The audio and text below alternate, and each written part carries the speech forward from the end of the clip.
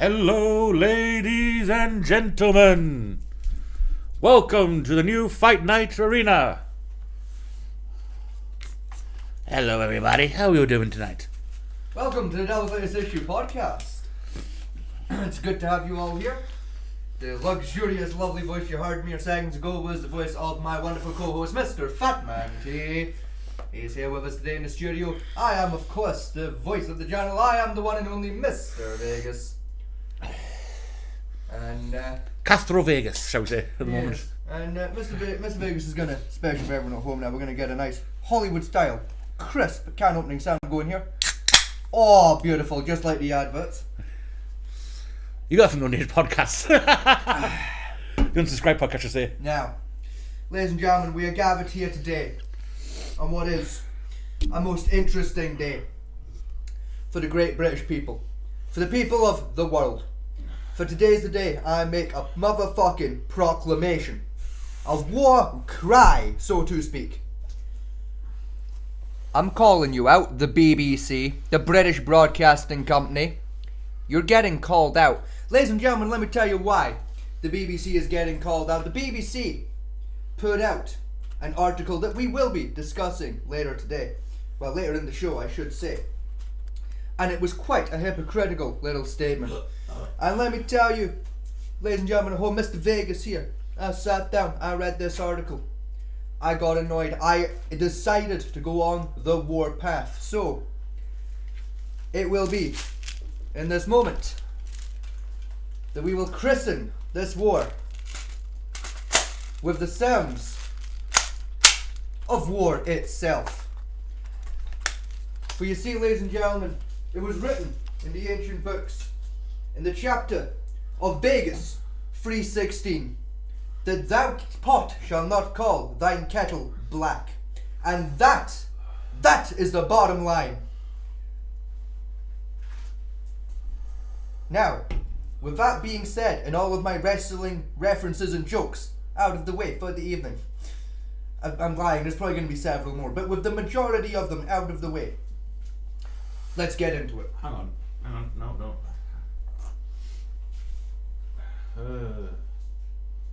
Mr. Fatman T is looking for something in the background. I don't know what it is. I'm assuming he has a bit planned, but I also suspect that the timing, comedically speaking, for the bit has probably long passed. But it's quite alright. It's quite alright. I'm sure it'll be worth it in the end. What are you trying to spell? Shit, I found it. I'll do. The most beautiful Kessler syndrome in the world. What are you going to do? Make armored space warship? You know, now that you mention it, that does sound like a I was trying you a bit, but you spoke too fast. What? In fealty of the God Emperor, our undying Fair. Lord, by the grace As I of said the before, golden throne, as it was written in the ancient I books, hereby sign the death warrant of an entire world and consign 1 billion souls to oblivion. May imperial justice account in all balance. The Emperor protects.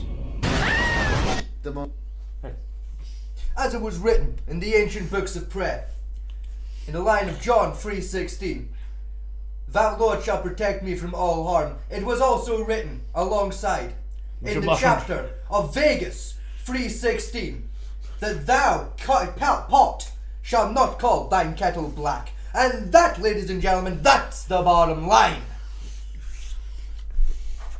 You also forgot to mention to march to Jerusalem. Now, allow me to ask you, Mr. Fatman T, and the people at home, how does it make you feel when the BBC comes out of here and they make claims and statements that are hypocritical? Normal. It don't matter how it makes you feel. Because the answer should be the same as mine. It should be angered and perturbed. Oh, the warhound's getting in it now. Call forth the hounds of death. Here he is. For the battle shall reign long and hard upon these lands. Now, before we get fully into the story, I did bring one thing that was interesting with your rant there, actually. Alright. is that I saw it was 2 days ago. I saw a clip about the election, the U.S. election. Say in our country, someone mentioned this veteran. In our country, getting them back on the right track with itself was to its morals aligned with when the Constitution was first written. For context, it's the America he's talking about, not Britain. Yeah. And the veteran says against no, because I think we need another war. And against for context, what war you're against? That's another civil war. A way of bleeding out all the resentment and that type of stuff, and that's been caused by the two-party system. Yes.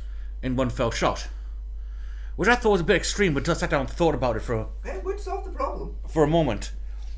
Given the rhetoric both sides have caused, and particularly the Democrat in the recent years because of Trump, it seems that something's needed to.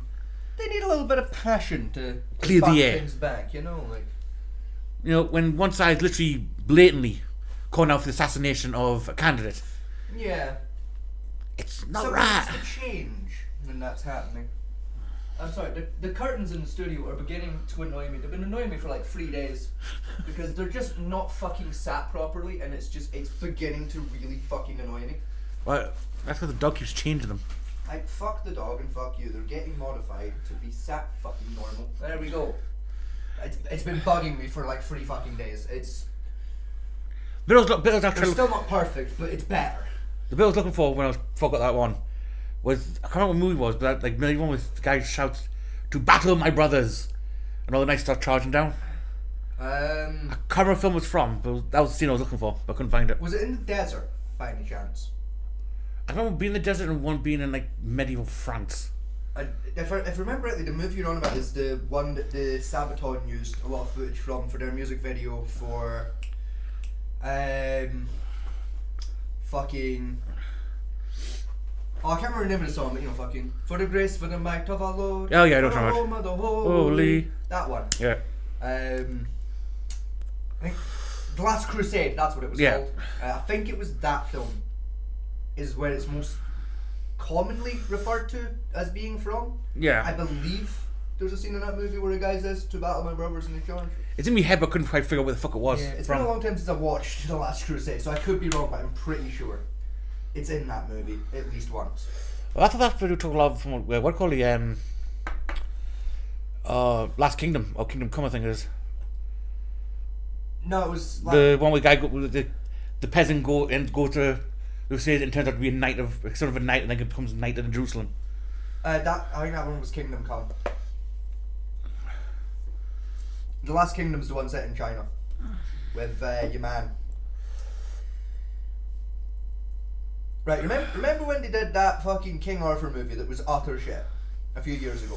Yes. Right, the guy that played King Arthur plays like a fucking Ming Dynasty guy in that. The rest of the cast, Chinese as fuck. This one dude. Jason Statham? No, it wasn't Jason Statham. Fucking, I can never remember his name. He's a really big actor, and I can never remember his name. It'll come to me in a bit. What is it? You know about the Great Wall there? No. No, it was The Last Kingdom. Because it was equally Great weird. Wall was equally shit, but like no.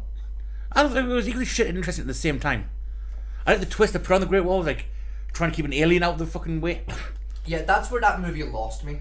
And Marco Polo's like standing there, what the fuck? Yeah, so that's where that movie lost my attention. Because like up to that point, it was feeling like a really good, like movie representing Chinese history. Like it felt really good and on point. There's a lot of cool details about it.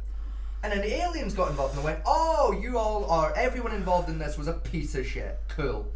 Fuck. No, what's worse about that is you used actually a Chinese folklore to create like aliens. Because there is one about the world keeping out a monster. Oh, I know, but also, but like with the same name they give the aliens. It's like, but that was more like an ogre, not a fucking, xenomorph. Yeah. And again, like, if you're gonna represent the history that well up to that point, stick with the history. Make it the Mongolians. Just make them dudes. That would have been a better twist. Well, actually, Instead of they're worried about the monsters coming, and then it turns out the monsters are just the Mongolians. That would have been a better twist. It would have made more fucking sense. Fuck you. Or actually make ogres rather than just like xenomorphs. Yeah. Stick with the law. Like at least make it closer to the actual mythos of the area you're representing, for fuck's sake. The two parts got right was the wall, the colour of the guardsman, the time Yeah. period, and the fact Marco Polo went there to steal gunpowder. Yeah. That's all they got right, historical wise.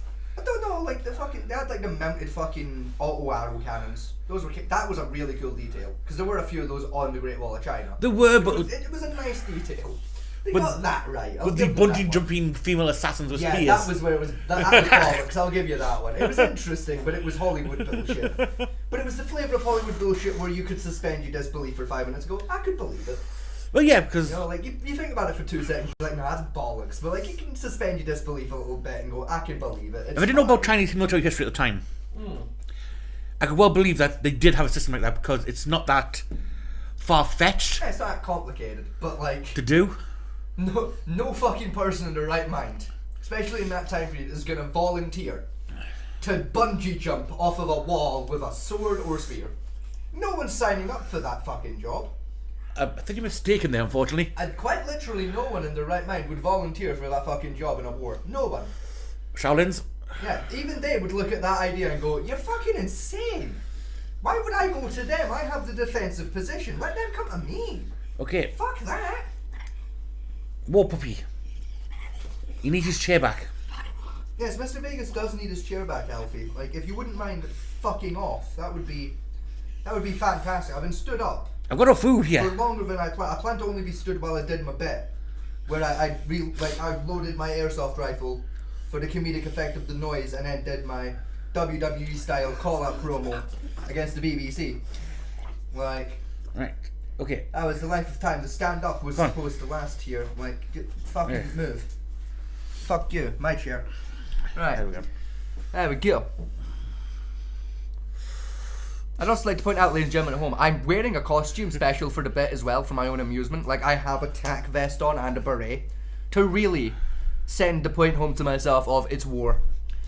You know, like, In the future, his costume change will be interesting because we'll have the camera set up. yes. We'll get the studio family, like, studio set up-ish. I'm still working on bits of that one. But it should be stated as well, very quickly, that while I'm declaring and calling war on the BBC, I of course mean an information-based war, where they do information fuckery and I call them out for it. I am in no way requesting or justifying or any other word you wish to use, advocating, etc., violence of any kind. And with that legal requirement out of the way, it's fucking war. Going to war with the BBC. Fuck the BBC. We're going to war. Realistically, I don't need that anymore because I've already written down the important information from it. But you can have it on hand if you want to I haven't had use this it to for- prove that my information is accurate-ish, Yeah. as accurate as possible based on the information they've given out.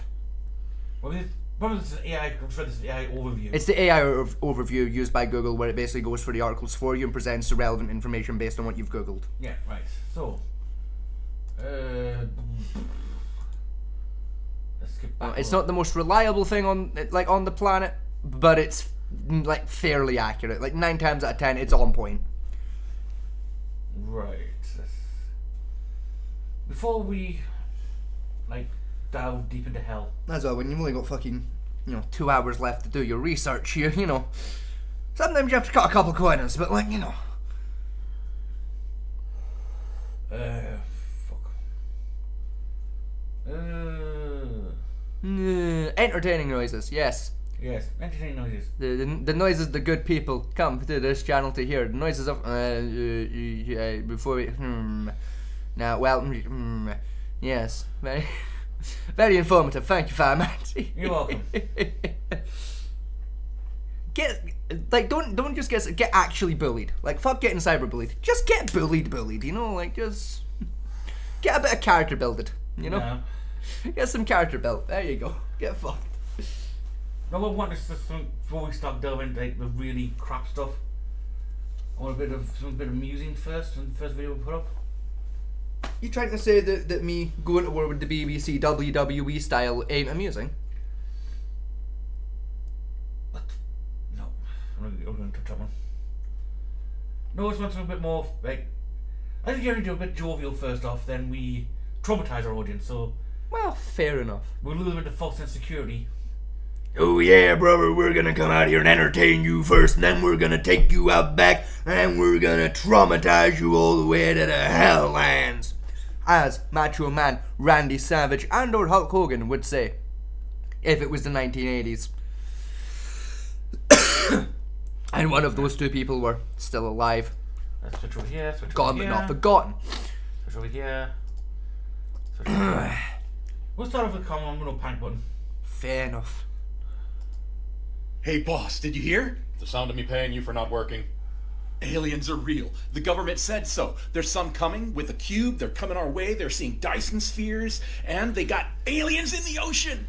And why should I be excited about this? Come on, boss! Aliens! We're not alone! Aside from my wife and the children that I fucked into existence, I only want to be alone. But think of all the things they could do to help us out. Help us out. Look at all of human history. Have we ever once expanded because we wanted to do good for someone else? The only way that I would say, hello, welcome to Earth, is if those aliens immediately declared we no longer have to pay taxes and we get free healthcare. Well, there's also the off chance that they'd be looking for stud specimens for hybridization. You know, I honestly pray that First Contact has nothing to do with you, because if they see you before anyone else, they are going to have a really odd sense of humanity. Oh, now that's an idea there. I could think up some really elaborate greeting rituals. Hey boss, did you hear? Now, to be fair, I saw that show earlier today, and I was intrigued about what was said at the start there about, like, oh, the government said, like, the aliens are coming with a cube and everything, which, by the way, on a side amendment, we should be more fucking worried about that. I haven't seen that yet. Like I'm saying, like, I've seen Star Trek. Aliens with cubes are never a good thing if you believe Star Trek. We should be more concerned about that cube. Anyway. My big problem with saying aliens are coming to Earth. Yeah. I actually have two things about that. But the thing is I did a quick Google earlier when I first saw it. I couldn't find anything about it, which is weird. Granted, I didn't look very hard, in fairness. I'd spent maybe 2 minutes looking, if that, because I got distracted almost immediately by a text message, but still, Like I said, like, when people say that I aliens, couldn't find anything. It was odd. like I said, with me, if aliens come to Earth, like, all give me two minds. One, if they are smart enough, intelligent enough to create FTL travel and come our way, right? There's only two reasons for that. Yes. One, Colonization. or two, they saw our internet, mainly TikTok, and thought, we can't let that infection spread. Or they saw our internet, and while they saw TikTok and went, they then saw Pornhub.com and went, oh hell yeah! No, first of all, hentai Well, yeah, that too, but still. and tentacles, and thought, yeah, we've got a chance here. Yeah, like, they probably saw Pornhub, saw the teddies of some of our beautiful women that are here on this planet who have loose fucking morals. And they probably looked at that and then heard about the magical, sacred, wizard-built location known as Las Vegas. I went, low-key, these humans might be fucking onto something. These guys might be kind of chill. Sex party? Sex party. But of course all this was said in Alien, so it sounded a bit more like... What's funny is that I'm listening to like the AI generated sci-fi, which a lot of people have been doing based on like I've noticed a lot of the ones you've been watching are like very obviously inspired by like Star Trek. I love a few of them all, but all of them basically the idea is that there's a lot of ones some of the ones we listen to are like linked to like scientific reports on what alien life could be like in versus humans. Yeah. And it turns out, by standards of other alien life forms, is that Earth is a bit of a shithole. I mean, it really is, yeah. Compared to what you'd expect it to be, yeah. I mean, It's like even picking me up. Speak some more? Hang on, Betty. Yes, actually it is. Hell yeah. Right, fuck you, that's good. Right. There's your first, right? Now, secondary follow-up, fuck you. Oh, there's Biggs having to walk the dog again. Our resident skinwalker. Right, secondary follow-up, fuck you. That's fucking water. Now stop fucking screaming at me in the middle of a podcast, you cunt. Right, dog fucking dealt with. Yeah, because when you think about it, a smart species, like given the level of attention it's supposed to dominate the planet, Yeah.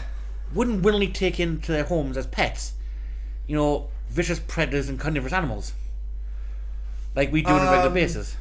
I was gonna say, like, motherfucker, we've got dogs and shit and cats. Yeah, that's the point I'm making. Like if we're going to adopt the vicious animals, the aliens will probably adopt us. Let's be fair here. No, that's my point. Is like a smart civilization wouldn't, you know, would see like what cats, dogs, and other vicious animals we have on this planet do, and think keep well away from those fucking things. No. Us as humans go, bear. Cute and cuddly. You know, alligators. Yeah, look at my friend. His name's Fred. It's a fucking grown alligator. He's just like, holding people like, he's lovely, isn't he? That would take your arm off. I know, but he's nice. Yeah, he's pretty. He's kind of chill. Like, yeah, I've got to drug him like every 6 hours and feed him live chicken, but he's pretty chill. He's really relaxed. Fred's a bit of a G. Shoal? Shove. Do you mean shovel? Yes, I'm trying to. E-L. Is this the videos of like zookeepers just spanking crocodiles with shovels? It's like from game. Dangerous, but But it is an alligator farm, so you know. as soon as you hit already. Right in the nose. Ooh, busy one. One tried to fight. It very quickly regretted this choice. See, like, aliens saw this thing and nope, they're insane. Leave them alone. We're not that insane, because we're winning. We keep beating the dangerous animals. We're clearly not that insane. Alright, next one. Bit funny. I was looking at this order and it says boss sounder. What am I supposed to do? Sing a song here? Oh no, that's a custom order. They want to make a sounder using you as a mold. Me as the mold? How am I supposed to do that? My best guess would be with a bit of plaster and a helping hand. They want to cast the one-eyed trouser snake and make a sounder out of that? Wouldn't that cause damage? No, boss. They want to make a sounder out of a cast of your urethra. My what now? It's easy. All we got to do is take one of these long balloons and then start to feed it in. And once we reach the bladder, all you got to do is pour in the plaster. But sometimes you got to really pack it down in there because it can get a little thick. We just let it set for about 10 minutes. It's going to get a little warm, and then all you got to do is pull it out. Pull it. It'll come out. What kind of fresh hell is this? Who greenlit this? Well, your wife runs the custom orders. I heard she did try to protect you. There was some back and forth, but she caved once it hit 5 figures. Well, Christmas is right around the corner. Let's go. John! Hey, Yeah, boss. I'd do Happy that for 10 Veterans grand, Day. yeah. Oh yeah, that is today. Yep, today's the day. Just wanted to stop in and say thank you for all you did for our country. I appreciate it, but I don't remember really doing all that much. What are you talking about? You went everywhere. Didn't you spend 2 years in Bahrain? Oh yeah, you know, we did have a game that we liked to play there. It was called Round the World. We really never left the bedroom, but the goal was to see how many women you could bed from different countries. What about your time in Georgia, Serbia? The women there are gorgeous, and they would do just about anything to get with an American. Romania and Bulgaria? Inhumanly beautiful women that would do anything for a passport. You spent time in Djibouti and Jeb Ali too, right? Djibouti was something, but Dubai? Oh! You know, I'm starting to feel like I really missed an opportunity by not joining the service. But again, thank you. No, thank you for reminding me about all I've done for my country. Hey, boss, happy Veterans Day. Hey, boss, one of your boys wanted me to come out here and tell you you're out of milk. Out of which boy? The 16-year-old. Okay, what's the issue? Tell him take 5 out of the grocery jar and go get a gallon. Well, he probably would have already done that if all the cars weren't out right now. The store is less than a mile away. Tell him to use his leather personnel carriers. Leather personnel carriers? His Lamborghinis, his Chevrolets. So you want me to tell him to walk and get the milk? Yeah, just tell him. If I'm buying, he's flying. I'll go tell him, but I don't think he's going to like it. Why can't you just go get it when a car comes back? Oh, you're still too new of a father to know this, but milk runs are the leading cause of single mothers. Hey, boss, one of He's your not boys wanted me wrong. to come out here and tell you you're out of milk. Out of All right, boss, He's out we're of about to line, wrap but it he's up. not Now you wrong. got that big date night tonight. It's the third one this week. Well, we do have the world's most invested babysitter. I did the what's meant to be a babies. Well, to each his own, I suppose. But, Joey Ray, wouldn't you like a little bit more time to yourself? You want me to spend time without my grandbabies? Not what I was suggesting. Well, I need my grandbabies. No, Joey Ray, no one's trying to take your grandbabies. Just the time to myself without the... No one takes my grandbabies. Jeez, no, what you did, Joey Ray. How about we leave them with you all night? We'll leave you with extra milk and diapers, and you can have them until tomorrow morning. Both of my babies? Both grandbabies. No calling before breakfast. Must be nice having a sitter you can trust and he's so eager to see him. You have no idea how invested he is. He spent thousands of dollars doing radon checks, checking for black mold, lead paint, asbestos. He had the groundwater tested. He is about these kids.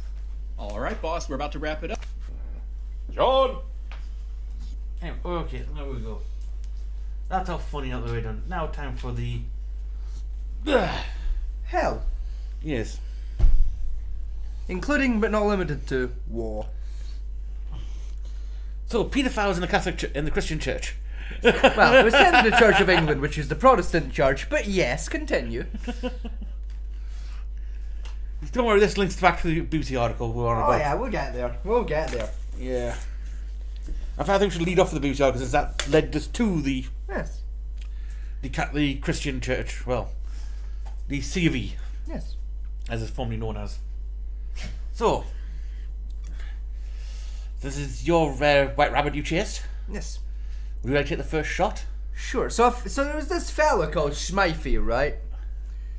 And we worked not in, but in association with, allegedly, the Church of England, better known as the Protestant Church. And he was a judge. And he was a judge for a while, yes. And he did what would be professionally referred to as some kiddly fiddly tiddly widdly, so to speak. He did some kiddly fiddly tiddly widdly. And the Archbishop of, I believe it was Canterbury, if I remember rightly, was... Head of our church, technically. Yes, he was informed of this a good few years ago and did exactly fuck all about the allegations. And then said allegations were brought back to light this year. The Archbishop of Canterbury has stepped down and said Mr. Smythe has, I believe, passed away. 2018 passed away. Yes, he passed away. And it's it's a whole thing. Yeah, from the article. Ow. From the article I've read a little bit and watched. He did it a lot with a school and some youth groups outside, linked to the church, or at least funded Yes. by the church, kind of thing. Yes. He also probably killed a kid Yes. in his own home and got away with it. And after that, he moved to South Africa. Yes. Continued. Yes. His But- abuse reportedly, allegedly, continued while he was in South Africa.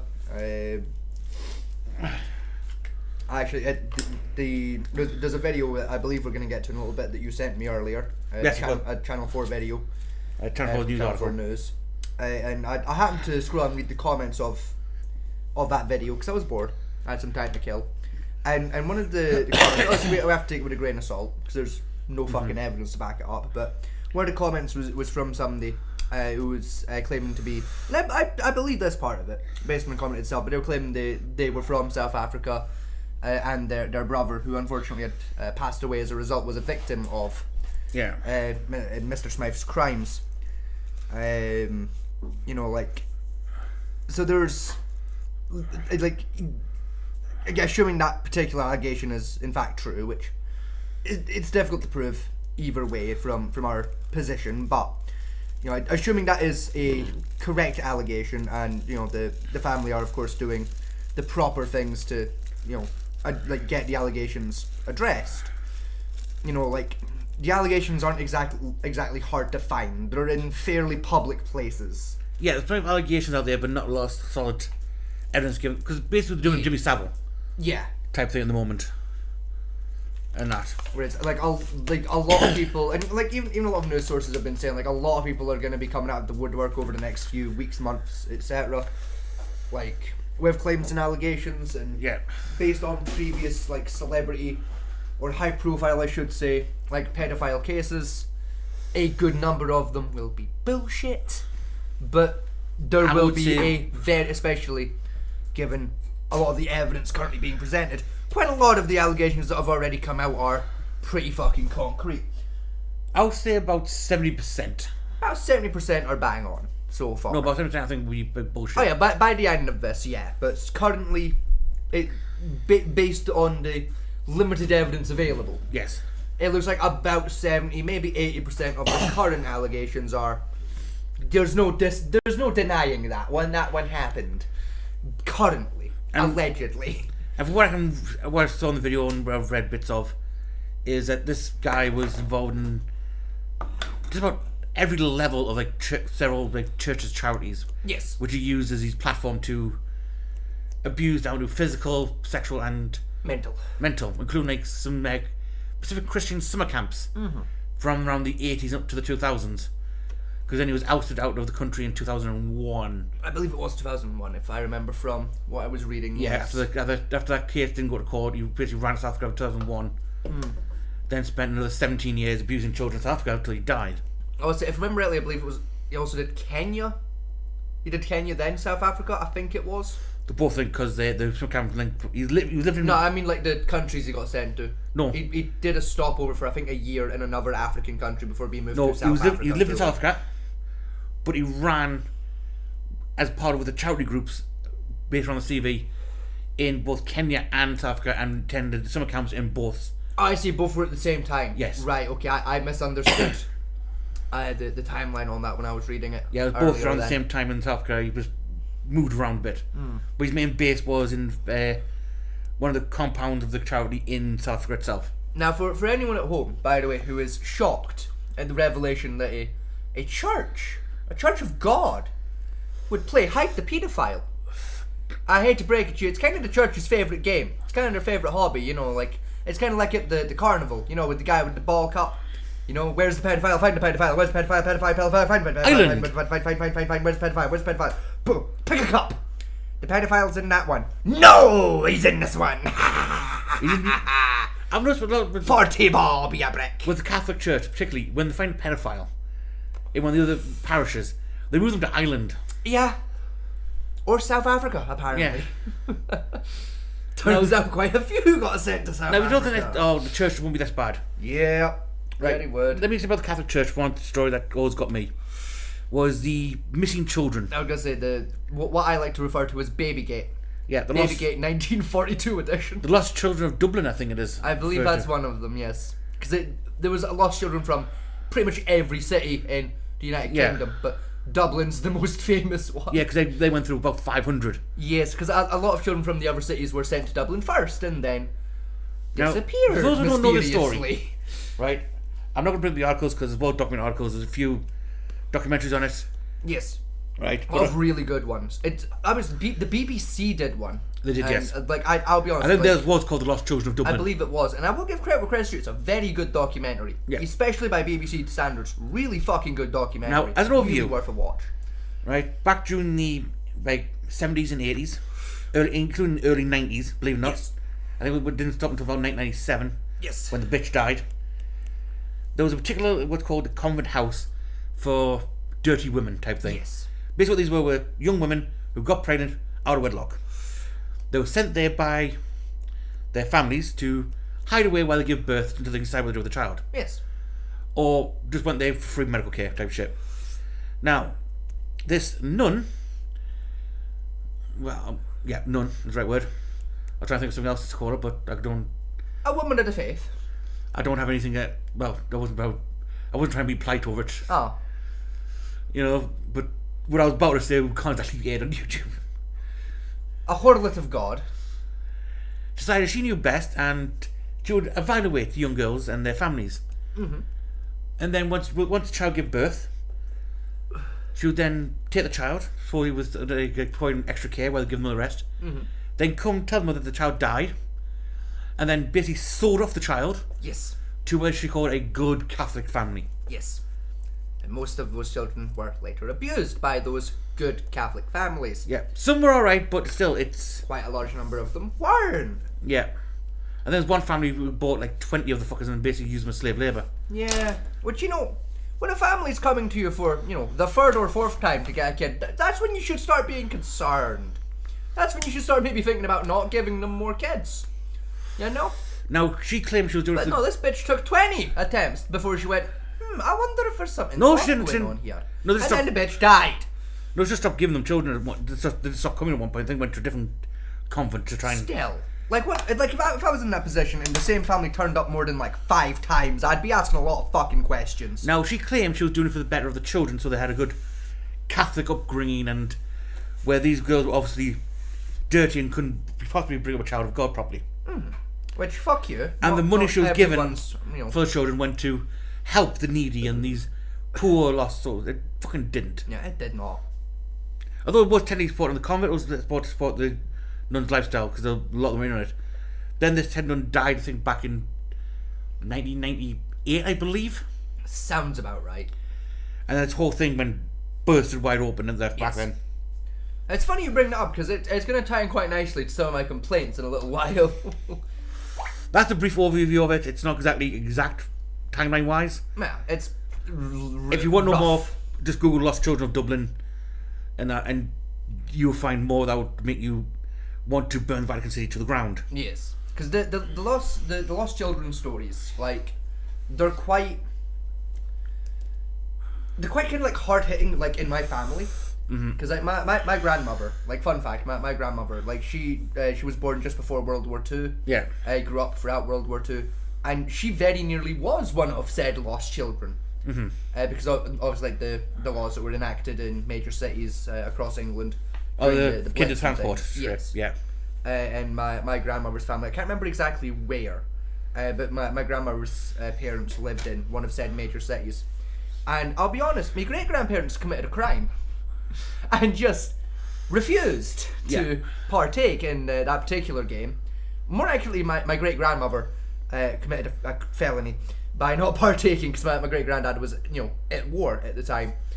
And I fuck you not, my great-grandmother, essentially for the entirety of World War II, just raised my gran in the bomb shelter in the back garden. Yeah. That way, if anyone from the government or the police were to chap the door, there wasn't a child obviously running around, because they were underground, Again, where they were technically safe. Again, a lot of them with the kinder transport during World War II leads into, like, this woman, because a lot of them, like, were set up by the church to move the Yes. children around safely, and then position with, like, families which they believe to be good families, which are generally parents of parents with their ties to the church. Yeah, and a lot of them really fucking weren't. You know, like forced labour onto the farms, that type of stuff. Or my favourite one is there's a film about it, Pippin, Yes. where the 2 Jewish kids get sent to the Catholic woman, Yes. and she forces them to eat pork, and now they're facing, like, they eventually began this abuse and ran away, and she goes, I was going to adopt them, so I'll give them a better life. Like, bitch! There's another good one that's it's a much happier version of events. I think what's this called, like Goodbye Mr. Roger? Yes. I think it was called. It's a really old movie about like a young boy that's sent out into the countryside and ends up living with like an old dude. I want to say it was called Mr. Yes, I Roger think you're- yeah. or something like that. It's Goodbye Mr. something. I want to say it's Mr. Roger, but it could be Mr. Harry or Mr. Henry, something like that.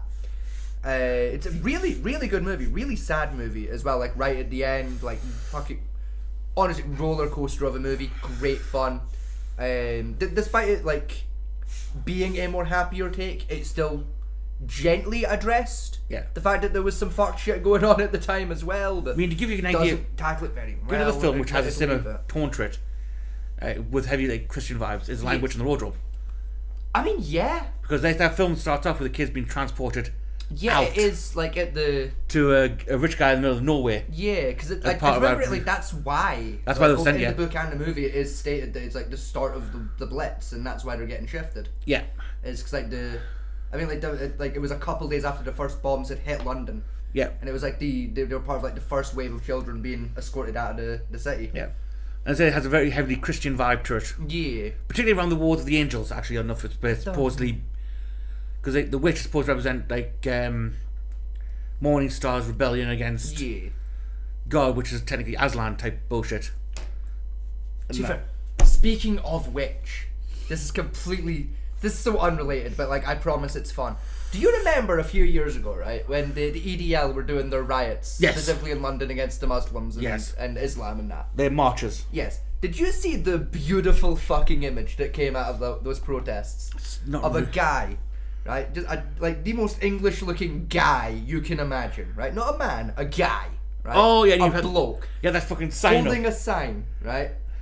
And I can't remember the exact wording, but it was to the effect of "Stand up." No, I remember it was "Do not fall to Aslan." Yeah. He clearly meant Islam. Yeah, I remember that, yeah. Couldn't remember what it was called. Had a fucking guess, and landed on Aslan. Yes, I The remember that. fucking lion from That- Lion, the Witch, and the That was back in 2015 because I was on there. It was, yeah. That was on Mock the Week. It was, yeah. It was a mock the week, and I believe Russell Howard Hour fucking Yeah. took the piss as well. Oh. Ruth Howard Good News, like, stand up to Aslan. Yeah. I was like, what? That was a That good it. line. That was it. Was stand up to Aslan. That Yeah. was it. It was just like holding I up. was like, was- what's the lion do? It was the shittest sound as well, because it was clearly just like a bit of A4 paper glued to cardboard that had been nailed onto not even a shape, but just a plain 2x4 Yeah. from B&Q. Like, I hadn't even shaped it to be comfortable to hold. It was just about a 2x4. I mean, it's like when we went to the Gay Pride, the Gay Pride march in Glasgow. Yeah. Right, most of the march was fine. Then you got to like the back end of it, where I'll be honest, the organisers of the march were fucking smart and shoved all the crap to the back of it. Yeah, fucking gays for Palestine and shit like that. It was Yeah. fucking idiots, but you know. You know, and it was shouted like from the river to the sea, Palestine will be free. Yeah. And like I wanted to, but you stopped me, bring up to shout against, because I wanted to bring up to the fact of these beautiful protesters Yeah. of, give me the date when the official Palestinian government was ever formed. Yeah. Because I know the answer to that one. It was never. Yeah. They didn't. There's no such fucking thing. Yeah. Palestine first came into view roughly around the 400 BC when the Romans invaded Yes. and called it Palestinia. Yes. Then after that the Crusades happened. Yes. Which raped the location thoroughly. Yep. Then the 'Cause that was kind of then the the point of the Saudis and Crusades. Jordan descended, Yes. ripped it some more. Then the Ottoman Empire took it over. Oh, you're forgetting somebody. Somebody got there before the Ottomans as well. Who's that? The Seljuk Turks. Yep. Sorry, the Turks. Yeah. Not just the Turks, the Seljuk Turks Yeah. specifically. They They- were the Turks with horses. They went through the area a few times. You know, and then Ottoman Empire took over. Yes. And The Seljuk Turks became the Ottoman Empire later, and Yeah. they raped it twice. That's why we make that then distinction. after World War II, during World War II, the Brits took it over. Yes, and we raped it. We raped And then it after thoroughly. World War II in the 50s, we thought, we can't be arsed with this anymore, and went, Yeah, here you go. we're done raping the location now. We did in Africa. We raped and pillaged, and then went, and we're good. We've got that out of our system. You know? And then, like, all of Europe, after we handed Israel back, looked over at Africa again and went, I know, gentlemen, I've got a great idea. Let's rape Africa, and let's see who can rape it the fastest. And then they did. And then, I believe it was in the 1970s, they decided to stop raping Africa and separate them up into little countries and give those countries different names. 60s. So that you could no longer tell who had raped which part of Africa and when. 60s, that happened. That was, you're right, that was in the 60s. This is It when, was a genius stroke of yeah, mastery. it was the 60s when most of the smaller African nations formed, because like South Yes. Africa was formed well beforehand. Similar countries like Nigeria, Yes. Kenya, Congo, and a few other random ones were formed by ancient tribes, and the rest like, you know, just break like this. Like basically someone took a hammer, Yes. like a stained glass of Africa, and that'll do. You know, like, there we go, now no one can tell who raped which parts. Unless, of course, they look at an older map. Yeah. Then they'll know immediately who raped which part. And like I say, I agree with people saying, "Oh, we've got to help Africa and fix it." Yeah, the way to fix Africa is basically find every country, wipe them all out Yep. as a whole, and rebuild Africa from the ground up as a nation. Or, I have a better idea. We go in, right? And we find all the warlords and all the leaders, and we shoot all of them in the fucking head. And then we let the people elect new ones, and we force them to do democracy. And then we keep an eye on them. And if any of their leaders fuck up again, as they have been doing recently, which is by, you know, being given aid grant money by other countries and then not using it for what they're supposed to use it for, such as providing clean drinking water to their people. Yeah. We go back and we kill all of them again and we start over until someone comes along and doesn't fuck it up. Or as I like to call it, Managed democracy. You don't know how diversely. That is a Helldivers reference, but I also genuinely believe it's the best way to fix Africa. Fun fact, there was a show called Gundam Zero a while back. Yes. And what they basically was like 5 individuals with super powerful mech suits. Because mech suits are a big thing in this Gundam series. And the Earth was still fighting each other. Yes. And what they say to them, we'll solve world problems. Yes. How would we ask? Simple. Every time war started, or battle, one of these decided to send in these powerful suits, which are basically kin to, sending the Wisconsin in to deal with PT boats. Yes. Sending one of those down, which will decimate both sides equally. Yes, like it won't pick a side, it'll kill everyone involved and commit Yes. several war crimes in the process. Then fuck off and basically put it one and said, you keep fighting with each other, we'll keep coming back. Yes, and we'll keep killing everyone involved. Until the point where eventually the whole world went, we need to do something about these 5 little fuckheads. Yes. And they band together, formed a united Earth government to deal with 5 little fucks. And they still fucking lost. Yeah. Because, space science. I believe there's some kind of solar particle reactor or something like that called. Something like that. Basically a fusion reactor. Oddly enough. It's what never made sense about Power Rangers, What, the power source? No, like early days Power Rangers, right? It made sense, right? Yeah. Because it was just five chuckle fucks in like a normal latex suit fighting evil. See, as soon as they got hold of the Megazord, right, a big fucking 85 billion foot tall robot. Why the fuck weren't all of the countries across the globe looking at it and going, Yeah. that's a problem. Like, why was there never an episode of a later Power Rangers TV show where they built the Megazord and then 3 seconds later a Ford F-150 Raptor Yeah. flew overhead Shit and themselves. just napalmed the fucking robot in a desperate attempt to destroy it. What's Only even- for it to do fuck all. Nothing funnier, right? What country, what like area did the Power Rangers first take part in? Gonna be funny. As in, like what country made the show first, or... No, what country? Japan made the first one, Kamen Yes. Riders. No, I'm talking about Western Power Rangers. Yeah. What country were they based in? As a show where they actually lived. Because you get there, if you get to the answer, you find a fucking hilarious fact. Your statement doesn't hold more true to that point. I want to say, and I could be wrong, I want to say... Was it Mexico? No, Argentina? no, I remember the show being very yellow for a while. yeah, but So no. I'm going to assume a warm place. It's one place, yes, very warm place. Spain? Nope, Africa? no, It's not going to be Africa. Africa's not got that budget. Vietnam?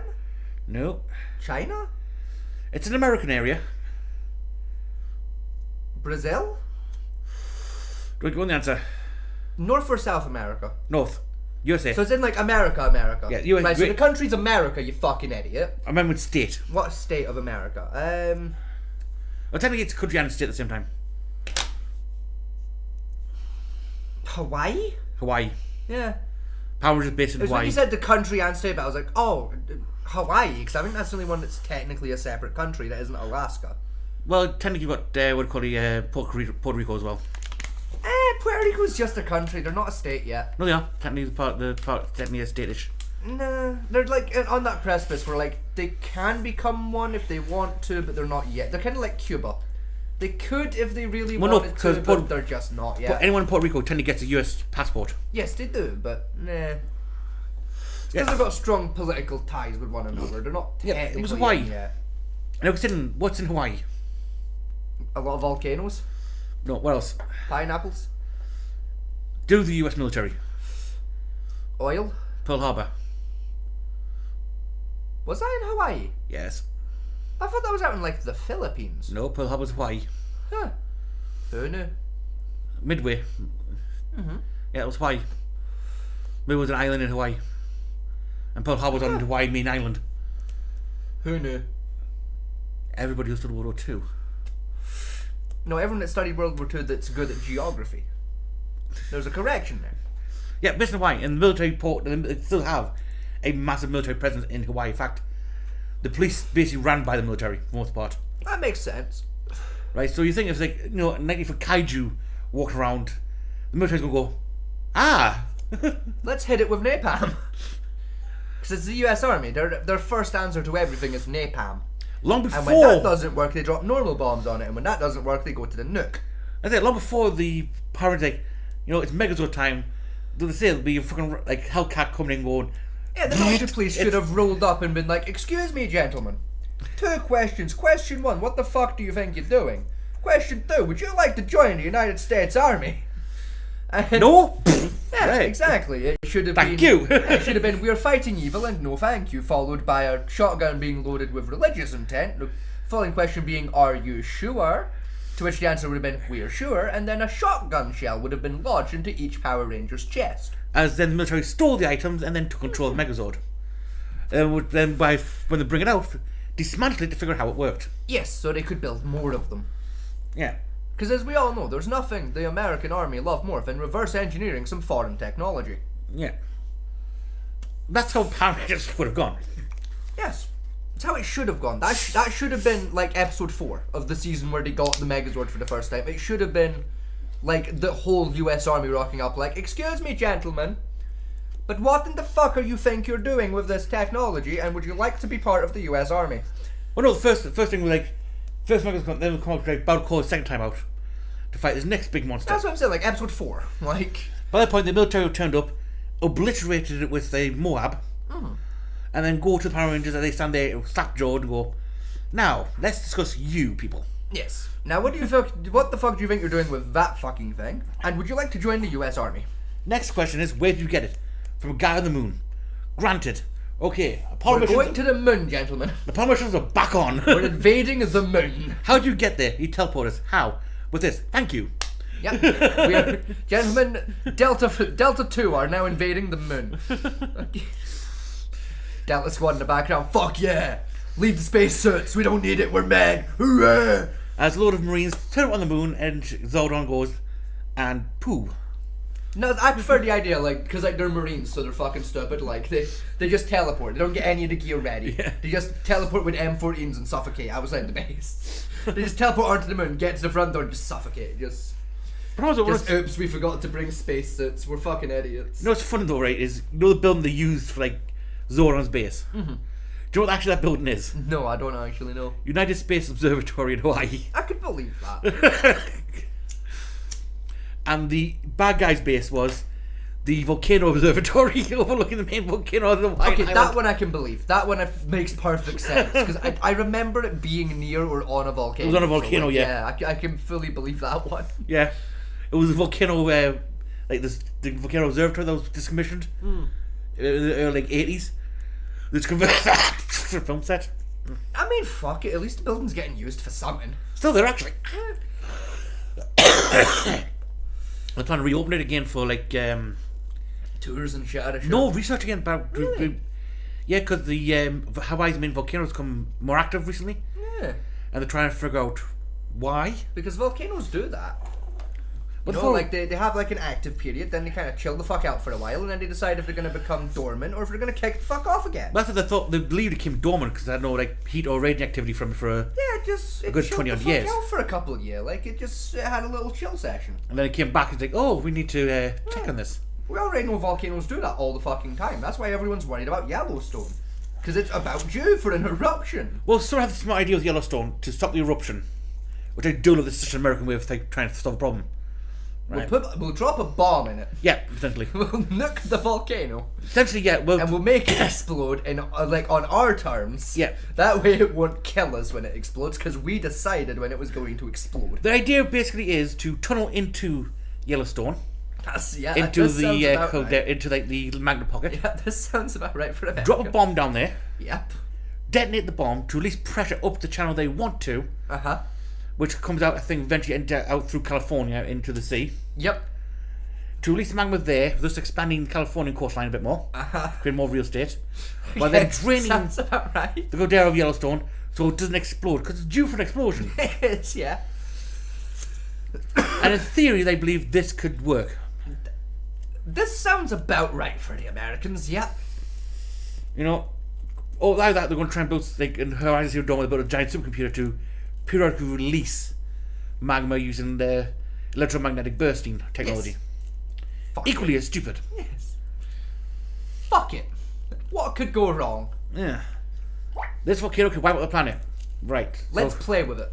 let's bomb it. Let's poke it. Let's dig a tunnel into it and throw a bomb in there and see what happens. We'll Fuck it. bleed it off like a zit. That's what we'll do. You know, like someone's pimple on someone's ass. Yeah. You know, we'll just like siphon some of the crap out of it. That should solve the problem. Fuck it. You know I will- what? I've heard stupider ideas come out of America before. And we'll then run this tunnel through the Ring of Fire, one of the most unstable grounds on the fucking planet, Yes. through one of the biggest fault lines of the planet, the fucking the San Andreas Fault, Yep. out into the sea. Yes. I mean, fair enough, I don't mind that part of the plan because that means California will eventually vanish from the face of the earth, Yes. which I'll be happy about. But it's also just a dog shit idea. Yeah, projected proposal, the amount cost for this bill, for doing this. About 12 million. I could do it for 12 million. No, they're charging the government. Mhm. 47 billion, Mhm. with a prospect of taking 5 years to complete.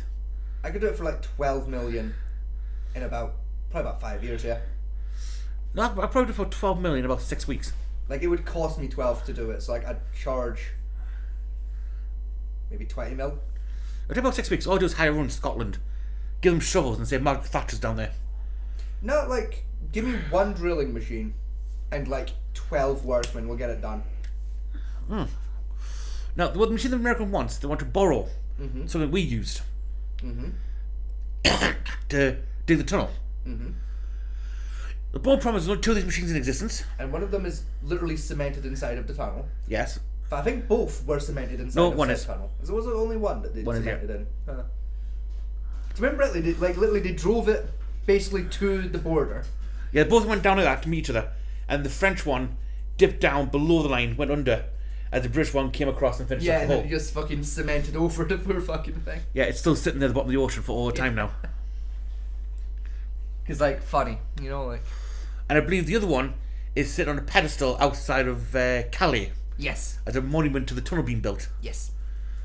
So they want to buy that and take that to drill with it because Ah yes, we'll buy the drilling machine that hasn't been turned over in the best part of what, 40 years? Cause that'll turn on still. I believe the tunnel's finished in 2000. Okay, so we'll get a drilling machine that hasn't turned over in 24 years. 24 years. Yeah. Because that engine will still turn on, yeah. That'll still start, yeah, sure. Yeah. That won't be seized as fuck or anything, no. Well, my biggest question is how they want to get it there. Because there's literally no ship big enough to carry it. Yeah, there is. There isn't. Literally any shipping container ship will carry it. No, it's too Yeah. big, it's too heavy. If you carry only that, it'll be fine. What It'll go. What Trust. they're going to do, apparently the Americans, is they're going to take the supercarrier USS Enterprise, I've got a cheaper idea already. put it on the deck of the Enterprise. I already have a cheaper idea for the Americans. You know the military cargo planes they used to literally airdrop fucking M1A1 Abrams into battle? Yeah. Just fly one of those fuckers to France. Load it on. Wouldn't fit. And fly it back. Wouldn't fit. It would. It wouldn't. If you can fit a fucking M1... Well, if you can fit 4 M1A1 Abrams in the back of the fucking plane... Yeah. You'll fit the drilling machine in the back of the fucking plane. The drill machine's 5 stories high. Yeah. And... The Abrams isn't that big. Mate, if I put fucking 3 M1A1 Abrams on top of each other, I could fit 4 rows of the fucking things on the fucking plane. Like, I could do, what, fucking 3, 6, 9, 12 fucking tanks. Oh. And it would still be able to fly. You will fit the drilling machine aboard the fucking plane. It'll fit. Trust me.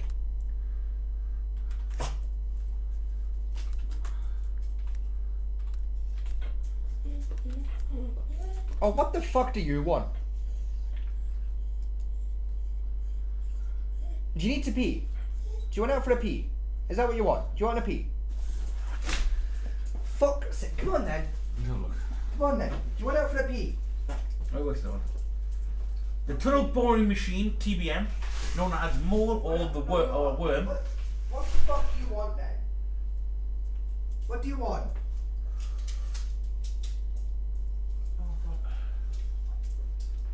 You know what? I don't hear anymore. Here.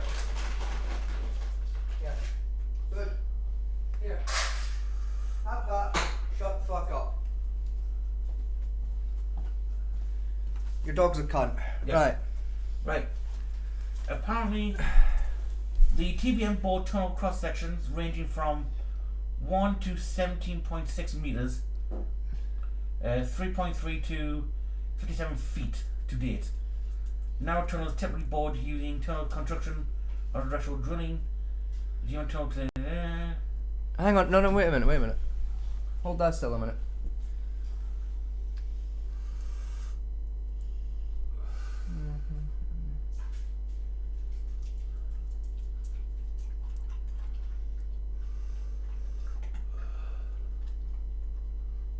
Alright, okay, cool. Right, continue. So I was reading the thing at the top. what's that? Oh, the Yeah. relationship. The request for donations. I thought there was more interesting things happening. There isn't. Yeah, speeds reaching 30 meters per week. The 21st century rock TBM excavated 700 meters per week. So ultimately, you see 200 meters per week, get the speed gradually declining as tunnel size increased. I don't know. Yeah, we can fit that on the back of your military plane. Fuck it. Fit it on the back of the cargo. Cargo space? No, sir. Cargo road.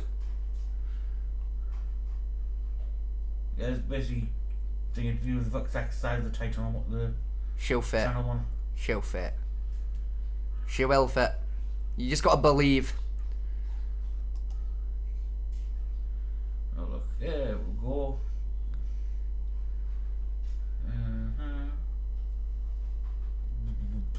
It'll fit. It's what? 3 dudes high? It'll fit. 75 meters, She'll fit. I think. She'll fit. Sticker it back at plane, she'll be fine. I will. It'll fit. Double shield TBM was built in the UK terminus because fewer water inflow pattern.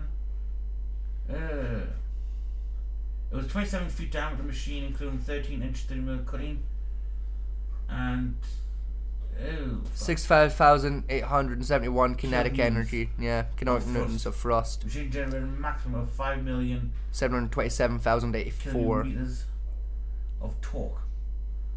Fuck, that's a big engine. She'll fit. Yeah, it's 29 feet high-ish, so that's about the size of this house. It'll fit. I'll get that on the back of a military plane. Fucking easy peasy. 4-hour job. There we go. Give me 4 engineers and we'll get it on the back of that plane. The plane will have to make a layover halfway for extra fuel, but it will fucking get there. Yeah, 27 foot high. And It'll fit on the plane and 28 it'll get foot to long. America. Again, we'd have to stop halfway to America to get extra fuel, but she'll fucking fit.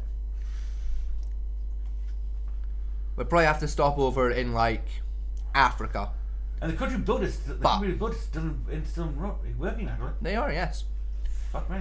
They did get something ridiculous like $85 billion to do the project, so I'd certainly fucking hope they weren't able to burn that much money in 24 years.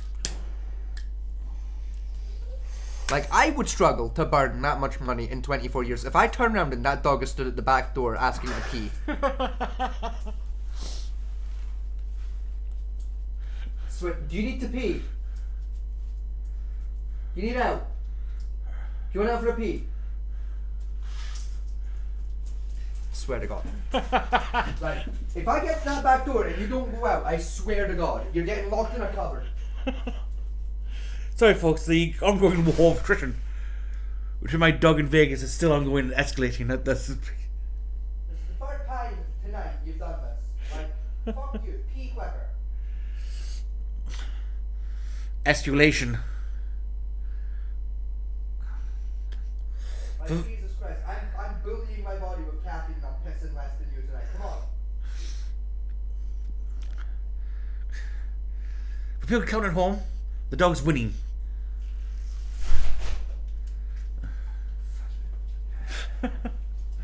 But I think your dog was the difficult to handle. Yeah, that's because my dog is /was hyperactive as fuck and dumb. Yours is just fucking a twat. Right, anyway, let's move on to our main story of this evening. Yes. Sorry for that metallic twang. That was the sound of my can fucking fixing the thumb dent I'd put in it earlier. That's you doing that on the desk. The vibrations clearly just forced my can to self-repair, So I'll bring up the article up. which I don't like that. Yes. Right, here we go. This is the article you sent me first off. I did, yes. Now, first things first, right? I'm gonna get this right out of the way first, early in, right? I'm going to give credit where credit is due, and I'm going to give it to the BBC here. Because, in fairness, it's a pretty good article, pretty well researched, well presented. I will give credit where credit is due, right? Miss Alison Holt there did a pretty good job. However, I'm annoyed. I'm very annoyed because this article was put out by the BBC. Yes. Right? The BBC itself, right?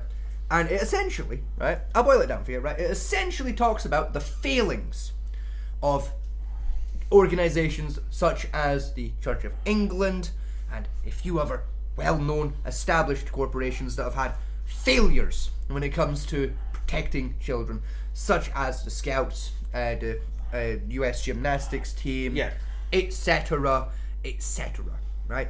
And admittedly, they do kind of address my main criticism by briefly stating in the article, the BBC had some failures, obviously, with Jamie Savile, but the BBC took some precautions. Like Jamie Savile was never involved with the children in need stuff because the guy in charge always had suspicions about him. And right. Yes, he was. Yes, right. Also, I know that, and you know that, and the people at home know that. He was also involved in the Make-A-Wish Foundation. Yes, he was. He had his own show for Jimmy. Jim will fix it. Jim will fix it. Then Jim's Wishes. Yes. Then he had the hospital one. You went. I no longer care. I'll be honest. Jimmy Savile is so far down the list of things I care about when it comes to this article, right? Like, because I have several problems I want to address, right? So for one, right, in relation to the Jimmy Savile thing, right, is okay. We'll play pretend, right? Play pretend for 5 seconds, right? Let's say, right, we'll believe them, right? Okay, yeah, the BBC fucked up with Jimmy Savile, but they did some stuff about Jimmy Savile. It was okay, right? The problem there, right, is even if we discard Jimmy Savile, there's Gary Glitter, who worked quite handily with the BBC, who was a pedophile. There was that other guy, beardy man, fucking famous children's TV presenter, whose name is fucking escaping me. Rolf Harris, thank you. Who was a pedophile, who worked again quite closely with the BBC and unfortunately Blue Peter for a brief time. Long time. I think he said he was when the founding started Blue Peter. It was, yeah. So there's 2 other examples just right off the bat of pedophiles working for and within the BBC around the same time period and after Jimmy Savile. We can also, while we're at it, address the fact that while the BBC's opinions and attitudes towards any employees or individuals displaying these actions and attitudes that are the same as those particular celebrities, while that's true, none of the BBC's safeguarding policies in-house have fucking changed since then. No. They've made no active fucking attempt to prevent this in the future outside of saying they're going to and saying that they have got a different stance on the problem, but doing absolutely fucking nothing to back that up. There's some brief criticisms, and while we're fucking at it, right, BBC, right, again, kettle calling a pot black and everything, as it was of course written in the ancient books of prayer, right, in the chapter Vegas 3:16. Vegas 3:16's about to open a can of whoop-ass on you. For you see, the BBC, as it is well known, also just so happens to own a charity whose entire job is to, help protect children. And, one too. Well, there's one in particular I'd like to talk about, because I didn't know they had a second one. Red Nose Day. Okay, in fairness, both are pretty much owned by, do the same job. So, I just class them in one in my own head, but fair. I also frequently forget Red Nose Day is even a fucking thing at this point, because it's that poorly advertised every year. Anyway, they have a major charity, their most well-known charity, I would argue, for the job, which is of course children in need. The difference between the two is Red Nose Day is supposed to be for children of Britain. Yes, mainly where children need. It's covers global. Yes. Global, yes. Well, children need's the one I've got the most problem with. honestly. Because, again, I frequently forget Red Nose Day is even a fucking thing at this point, right? Put you the way. Yes, Pudsey the Bear, one of the most recognisable children's charities in the world, I would argue. And this is important to note here, right? Is Children in Need. Back in 2020, it says it there. They earned in 2020. Where the fuck has it been? I've lost it. 2020 Children in Need received 46.8 million. Yes. Now another figure was given to me earlier of 50 odd million. Donation and legacies. Yes, listen, there was another figure that was presented alongside that to me earlier on by doing the same Google search of 50 odd million, which was the figure I used to do my math. So obviously based off that 46 figure, my math will be slightly off here, but it's okay. We'll round over 50 billion because yeah, we'll work off the 50 million, right? So you take that 50 million, right? 50 million pounds earned in 2020, right? Now 2022 over 2023, right? They helped, reportedly, 400,000 children. Okay? Yeah. That's still correct as far as that says there? Children funded nearly 1,500 charities and children projects in 2022 and 2023, supporting more than 400,000 children. Okay, so that number is still correct, right? So if you take that 50 million, right? Take that 50 million and you divide it over all 400,000 children. I want to guess, Mr. Fatman T, how much money did would each of those children have directly had for support? Depending on the charity itself. No, like fuck shit. Just take the 50 million divided by the 400,000 children. Now, just doing that math. Each child would have received roughly, how much do you think? About 20,000, 30,000? Not even fucking close. They would have received £125, 19 and a half pence each. Right? I did the math. I triple checked my math. Because even I looked at that and went, that can't be right. It's right. That can't be right. It is rather annoyingly fucking correct. It is. Again, triple checked this fucking math because even I was like, that doesn't sound right. Apparently it is according to all calculators I could fucking find. Now, the CEO of Children in Need has a reported annual income of £154,044, which by this math means the CEO of Children in Need earns 1,230 times more money every year than each individual child the charity is supposed to be fucking helping. Which is important to fucking note. Now, while we are also at it, right, that some of the charities that over the years Children in Need have donated to, and I quote, help children, include but are not limited to the organisation known as, fuck you, get off my notes, I will hit you, Women in Prison. Now, are you familiar with this charity organisation called Women in Prison? I believe, don't quote me on this, but I believe it was designed to help alleviate sanitary problems in women's prisons, such as... Absolutely fucking wrong, Fat Man T. Okay. Women in Prison's main goal, and this has been the case since, from my research, 2008. Women in Prison is a charity organisation whose aims it is to help reduce or get rid of the sentences of women who have children have committed crimes so that the children don't have to grow up without a mother. Fuck that idea. Yeah, welcome to my fucking world, right? Another charity that the Children in Need Foundation donated to was the Children's Legal Centre. Now, are you familiar with the Children's Legal Centre? You should be. They were quite popular quite a few years ago for a big problem. I am to some extent, but not... So, the Children's Legal Centre, they are most well known for a case a few years ago where they helped a young child sue her school because the school, and I quote, banned the jilbab. I believe I'm pronouncing that correct. It's essentially the children's version of the hijab. Oh, yes. Right?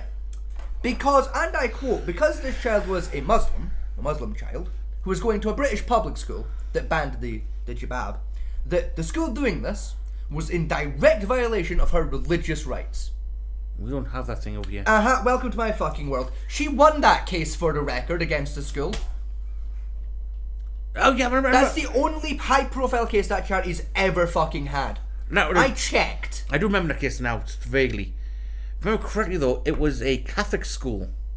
Primarily. They did help with a Catholic school one, but the most famous one was actually an English public school. So it'd be Protestant-based then? No, it was a flat across the board. We don't really do religion here, school. All schools do religion. They do, but they're not like a designated to a religion. Yeah, they do it all correctly where they teach all the religions. All public schools are loosely. theoretically Protestant-based, especially Yes. the As this I can't remember which school it was, but this particular school junior was school level, like yes. middle schools. I don't remember exactly which school it was, but they were essentially while we're technically supposed to be Protestant school, we don't really do it. We kind of teach you all the religions pretty shit over the years, so that like you have a little taste of every culture, so you've got a rough idea what the fuck. I was they're all mostly known about. as Red because I only found out with taking my niece and nephew to school. Yes. Is I found an interesting factoid. That's quite interesting. Is all British public schools at the junior level, right, all wear red shirts as part of the school uniform. Yes. Catholic ones all wear blue shirts. Yes. Do you know what's fun about that? In Scotland, it's actually the other way around. The Catholics wear the reds. Which I always thought Catholic was like red because I thought like St. Bede's and all that, they call Yeah. like red, but no, apparently it's blue for like the middle school level. Yeah, no, in Scotland, most Catholic schools wear red, especially at the primary school level. And then when you go into high school, it moves over to blue. Yeah. Because it was something I noticed when I was actually in primary school. Because I played for my school's hockey team, field hockey. Yeah. And we ended up doing a tournament. When I was in primary 7, it was a big, like, all Catholic schools in Fife, like, tournament. Go St. Kenneth's, the home team. And we were partaking, and I fuck you not, right? Like there's like every like Catholic primary school in Fife turned up, right, to like the tournament. Literally every fucking match we played, right? Every single match. Like the referee would have to turn to one of the teams and go, look, Which team are you? both of you are wearing red. None of you had the budget to get like an away uniform that was a different colour. So here's what we're gonna do. One of you, and you're gonna decide for yourselves, one of you is gonna be the team wearing a jacket. While said jacket is red, all of you are going to look slightly thicker than the other team, so that I can figure out which team is fucking which. Decide amongst yourselves within 5 minutes, or I'll pick one for you. Every match my school played, Was it that conversation happened. And every match we played, we had to play for fucking skins, because this tournament was organised to happen in the middle of fucking winter. So everyone was cold as shit. And we kept losing the argument of, please can we wear a jacket this match? Please, for the love of God, we're all freezing. We have played fucking 7 matches back to back, wearing just thin fucking shirts. Please can we wear the jackets this time? No. We're already wearing our jackets. You came to the field without, you'd have to go back, that wastes time. Fuck! So yeah, the entire tournament, which for the record was an entire fucking 8-hour fucking day, me and the rest of my team had to freeze our decks off on the field, and then off field, we'd fucking rush off field after the match to put our jackets on, to sit in the corner for 10 minutes to wait for an opening, to warm the fuck up, and it would be like, okay, cool, we'll go over to the field now. And every single time our coach would be like, remember to take your jackets off, because he didn't want us like fucking, like he assumed like both teams would go out the jackets and then the conversation will happen. No, every fucking time the other team would just bring the jackets because they'd see us fucking leaving ours and go, we don't have to be cold this match, and we got fucked every match because of it. Because every single match we were all cold as shit and miserable, meaning we weren't really in the game. So yeah, needless to say, St. Kenneth's got their shit rocked that year. We won 1 match out of 15. By the way, just to do the math based on 50 million. Mm-hmm. Right, and I don't think you're right. Every calculator I used came out at £125, 19 and a half pence. I got 125 exact. I got 125.195. Yeah, and 400,000. I got 125 exact on my calculator. Fair, like it was like 50 million and like some bits. I don't remember the exact figure because I forgot to write it the fuck down because I'm a retard. But I think that's where my 19.5p came from. Was from there being like fucking a 20 quid sat in there or some stupid shit like that. But It's still not a lot of money. It's really not, especially not when you, and I need to re-emphasize this, when you remember that the CEO of the fucking charity is earning £154,044, Yes. which, once again to reiterate, is 1,230 times more than each individual child they're supposed to be fucking helping takes in. Yes, but also you got to remember, right? You know, when the CEO of your charity is earning more than the people you're trying to fucking help, No, it's maybe you're not helping that much. no, probably the number's worse than that for your calculations, to be honest. Because CEO was making 150,000. Mm-hmm. Then I do know the event itself they pay for, Yes. which costs 3 million per year, Yes. which comes out of their budget, Yes. right?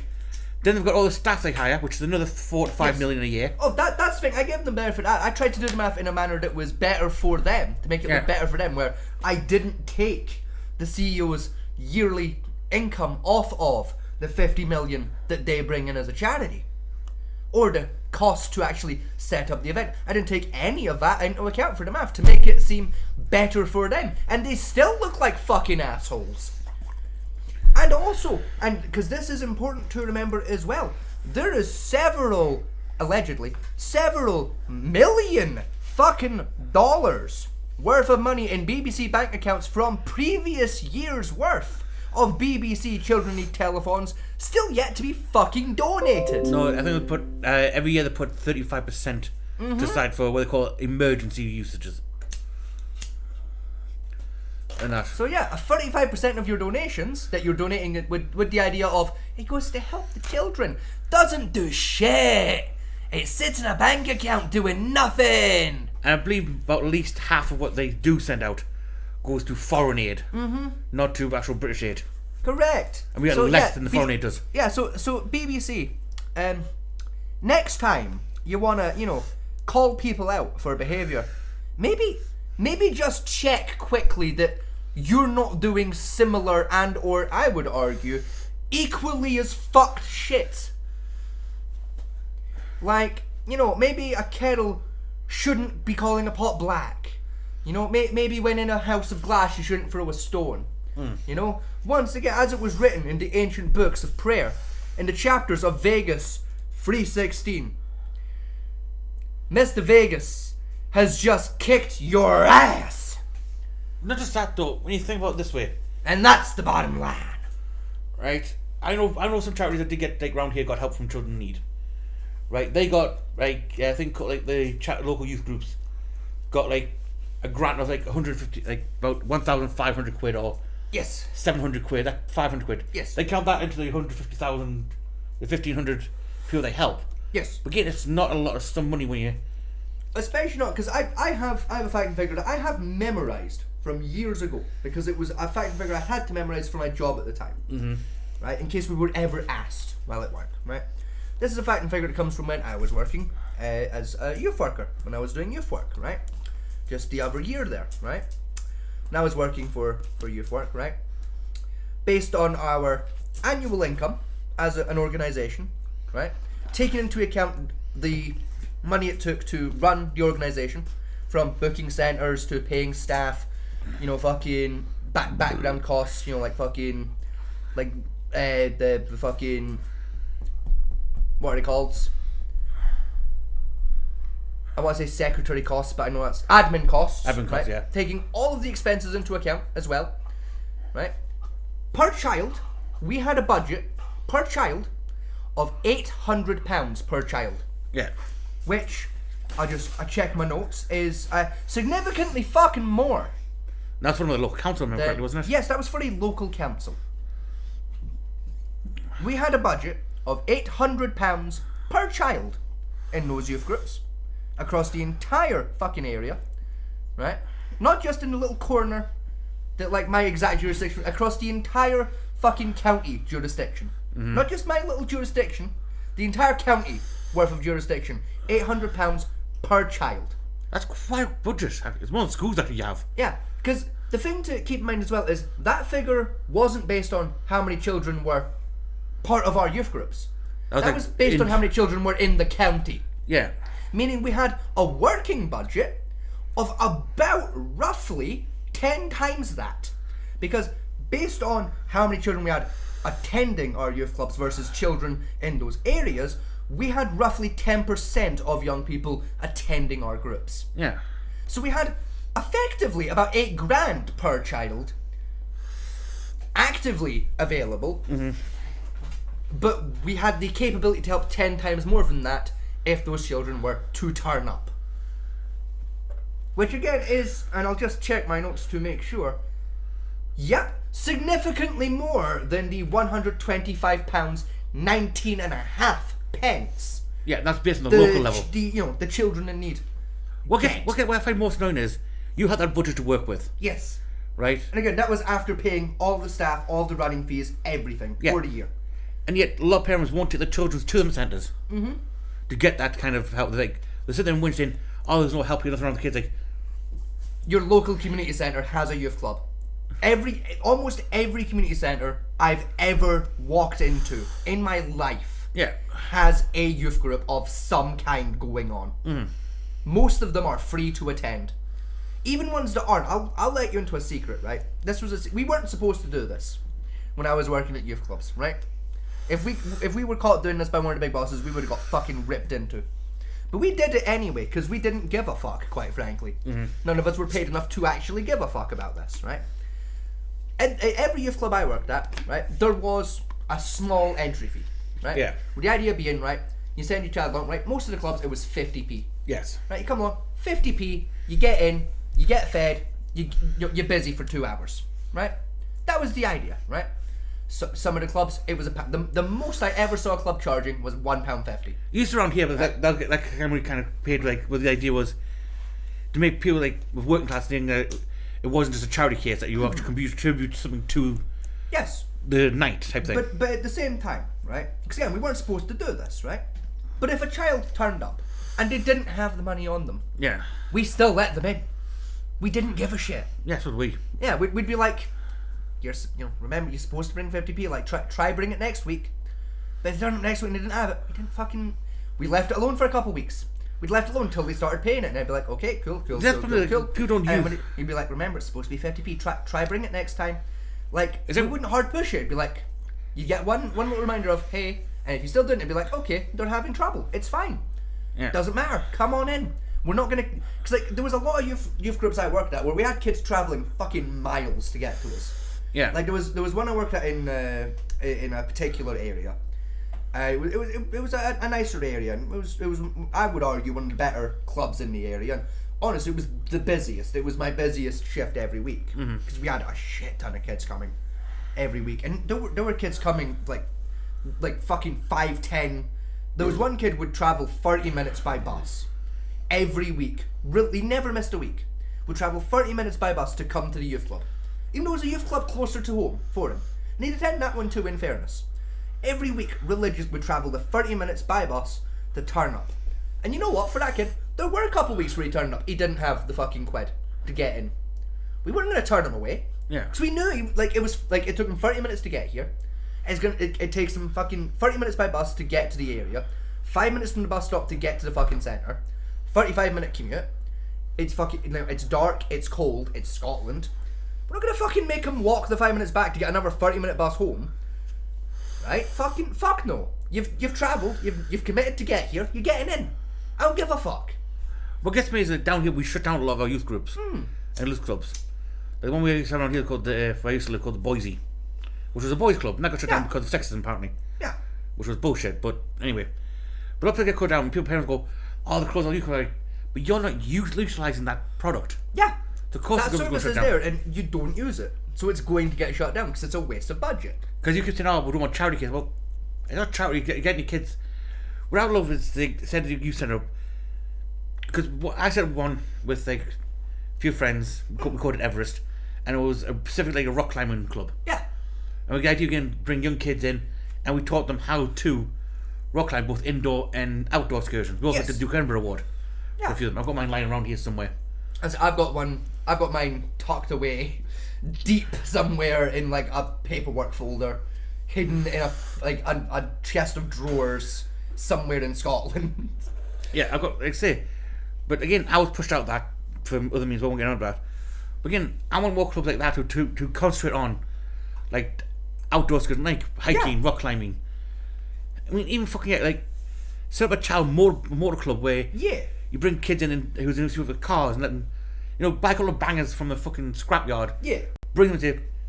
How's the way on it? It's like the youth clubs like I was involved with. Like we had a project every year called the Summer Youth Project. Yeah. Is what we called it.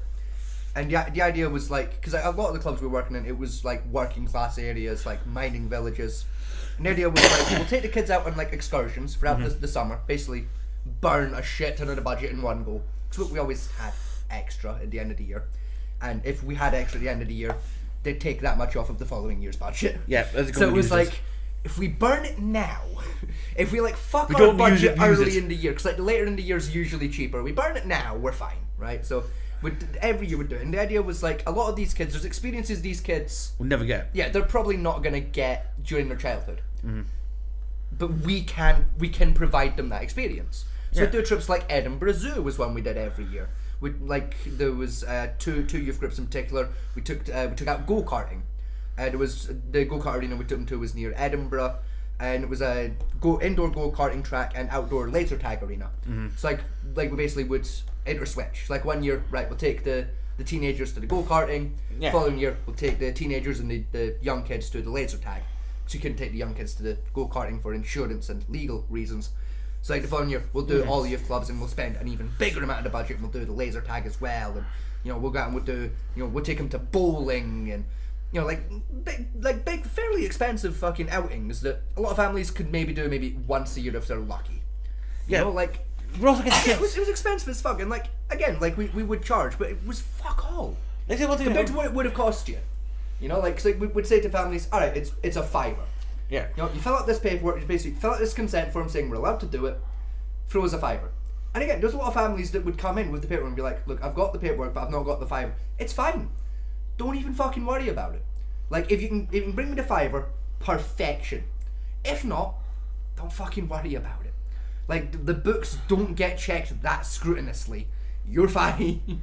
If you can't afford it, don't worry about it. We will cover for you. I mean, let's say it's. I mean, I was like, when I think back to my youth, I was pretty lucky. Like, I grew up in the 90s and early 2000s when I did a lot of my weird shit. And when I think back to it, like, the stuff I'd done, like, when you see people like telling me, I go, oh, I want to do mountain climbing. I want to do a rock climb. I want to do a canoeing down a rapid. Yeah, shit that's on like people's bucket lists. Yeah. I've done 90% of that shit in my Yeah. youth. Just by the fact of living in the area I lived in and Exactly. where my dad was. Yeah, Safe to be damned, technically. exactly. Like, So like I say, I've done rock climbing, including like lead climbing. We would clip yourself in and climb the wall. I've done canoeing down a rapid. I mean, yeah, it was a weir, but still, if anyone knows River Weir, right, it's fucking dangerous as it's fuck. very dangerous. It's one of those dangerous rivers in this country Yeah. for the rapids, and it takes more lives than enough, more than the Tyne does, oddly enough, from people, even people commit suicide. Or the Thames. I've done hiking over mountains, over the Pennines. I've done mountain climbing. I've done bungee jumping. I've done like laser tag, paintballing, airsoft. I've done motorcycle racing. I've done car racing. Yes. I've done quad bike racing. I built my own car for sharing shits and gigs of it. Yeah. There's not a lot I haven't. But the other thing I really haven't done on a bucket list is I haven't gone outside the country yet. Yeah. I have. I'm going outside the country and I haven't done a parachute jump. But even that compared to when my dad used to do in his youth, he did paragliding as a sport. He only stopped because he might got pregnant, Which fair. to be honest. But that's what he used to do as a thingy. And he's thinking, people thinking, oh, that's an expensive hobby. And it's like, we're thinking, yeah, fair enough, the rig itself, to get started, can be a bit expensive. Once you have it though, But it should be fucking expensive. yeah, Like, your life depends on that yeah. bit of aluminum cloth. Like especially for hang gliding in particular. Yeah. If my options were 20 quid or $4,000, I'm picking the $4,000 option for that endeavour. Yeah. Because fuck that. I don't trust the 20 Yeah, you don't model. want to buy your hang glider or your parachute off Wish.com. Yeah. Because why would you trust that? Or Amazon. You want to go to like proper. A proper specialist store Same with with like people professionals. when I was rock climbing, know what people they're say, doing. "Oh, I bought me clips from Amazon." I always go, "Ooh, fuck." That's brave. You know, like, Come with me to an actual climbing shop. But it's expensive. Your life depends on this. yes. You know, like, When you're 500 feet in the air, you want to know the fact that this thing is going to hold your fat ass yes. to that wall. But I mean, because I'm gonna pull us back on the topic here for a minute. Yeah. Because there's a very personal reason this pissed me off. Right. Like, because I was already pissed off when I started looking into all this, and there's a very specific reason why the CEO of Pure Need earning once again £154,000 fucking pounds a year. Do you want to? That pissed me off. I'll give you an idea. I'll give you context of this one, though, because which makes you even more annoyed about this. Okay. This is a charity. Correct. Do you know how much the Prime Minister of our country makes? Not a clue. 100 grand. Sounds about right. But as annoying as that is, right? Because both fields are overpaid as fuck. But anyway, the again very personal reason this pissed me off, right? Is again, he earns £154,044 per year to run this charity, right? For context, right? When I was doing youth work, right, as a youth worker, right, entry level youth worker, Yeah, first on the year ground. on the books, right, I was making roughly about £350 a month. Yes. Right? And a few of my co-workers were making around the same. Some of my co-workers earned a bit more, some a little bit less because they were slightly newer than myself. I got a little bit extra because I'd done volunteer with the group for X number of years, a very long time. So I got a slight boost in my pay from what I realistically should have been for the entry level position I was in, but you know, still, right? And despite that shoestring living budget that most of us had, right?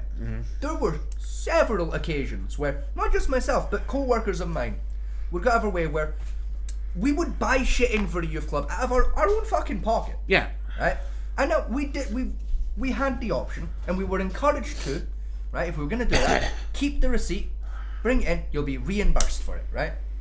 But there were quite a lot of scenarios where we didn't bother, right? Because we knew it was either a case of that was a bit expensive, we're gonna be a bit narky about paying this one back, we might get half, so it's not really worth the fight. Yeah. Or it was a case of, realistically speaking, while it was it was expensive, I also don't really give a shit.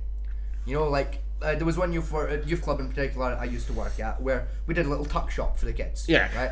The idea was, it would be like, you can get a Freddo for 10p. You know, just like if the kids had shrapnel, they could get some bits. And we had like a rule where it's like, okay, like if you're paying, each kid gets free things, but if you don't have money, you can get one thing for free. Yeah. Right? No charge, get one free thing from the tuck shop. If you're paying, you're allowed 3 items maximum, right? That was the hard rule, right? And like there was me and one other co-worker would work at this club because there wasn't a lot of kids came to it, to be fair. Yeah. It was a fairly small area, but 2 of us would run it, right? And every week without fail, one of us would, like, during the week, because it was like right near the end of the week at this club, right?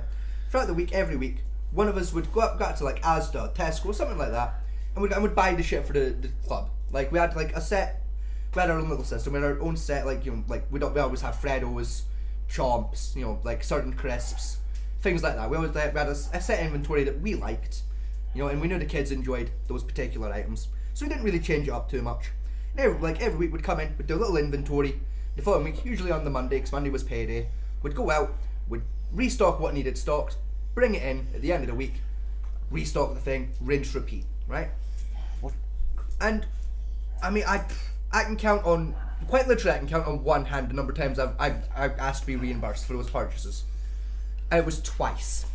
2 occasions were asked to be reimbursed because it was a little bit expensive, right? Yeah. There was one week where we were out of water. We had 2 cases of water in stock, and way more kids turned up than we expected for that week. So we just got fucking raided for the water. We were completely out of water. So like I went out, I bought like a shit ton of cases of water. I bought like 24 cases of fucking water. Dropped it off at the center. Like I phoned the boss to explain like what I was doing. So I dropped the cases off on the Monday. Went out, bought them, dropped them off. Boss came, opened the place up for me. Dropped them off, and I handed in the receipt because it was like fucking 40 quid. Yeah. It was a lot of water. It was expensive. I claimed back for that because it was, to me, 40 quid was expensive. And yeah, it was going for a good cause, but I was like, they can afford the 40 quid, it's fine, right? Didn't begrudge that too much. There was another occasion that was very similar for this particular group where I had to buy in a shit ton of crisps. Because the same thing happened, like, it was like we had like certain days every year where like way more kids would turn up than we expected. It was normally the first day of the summer holidays where like all of the kids would turn up. So we just got fucking raided hard way. So went out, did the same thing, Monday, Tesco, bought in the crisps, phoned the boss, explained what was going on, met the boss a couple hours later at the centre, he hummed it up for me, I threw the shit in, we had a catch up, walked off home, you know, put the claim in later, right? Again, it was about 40 quid, right?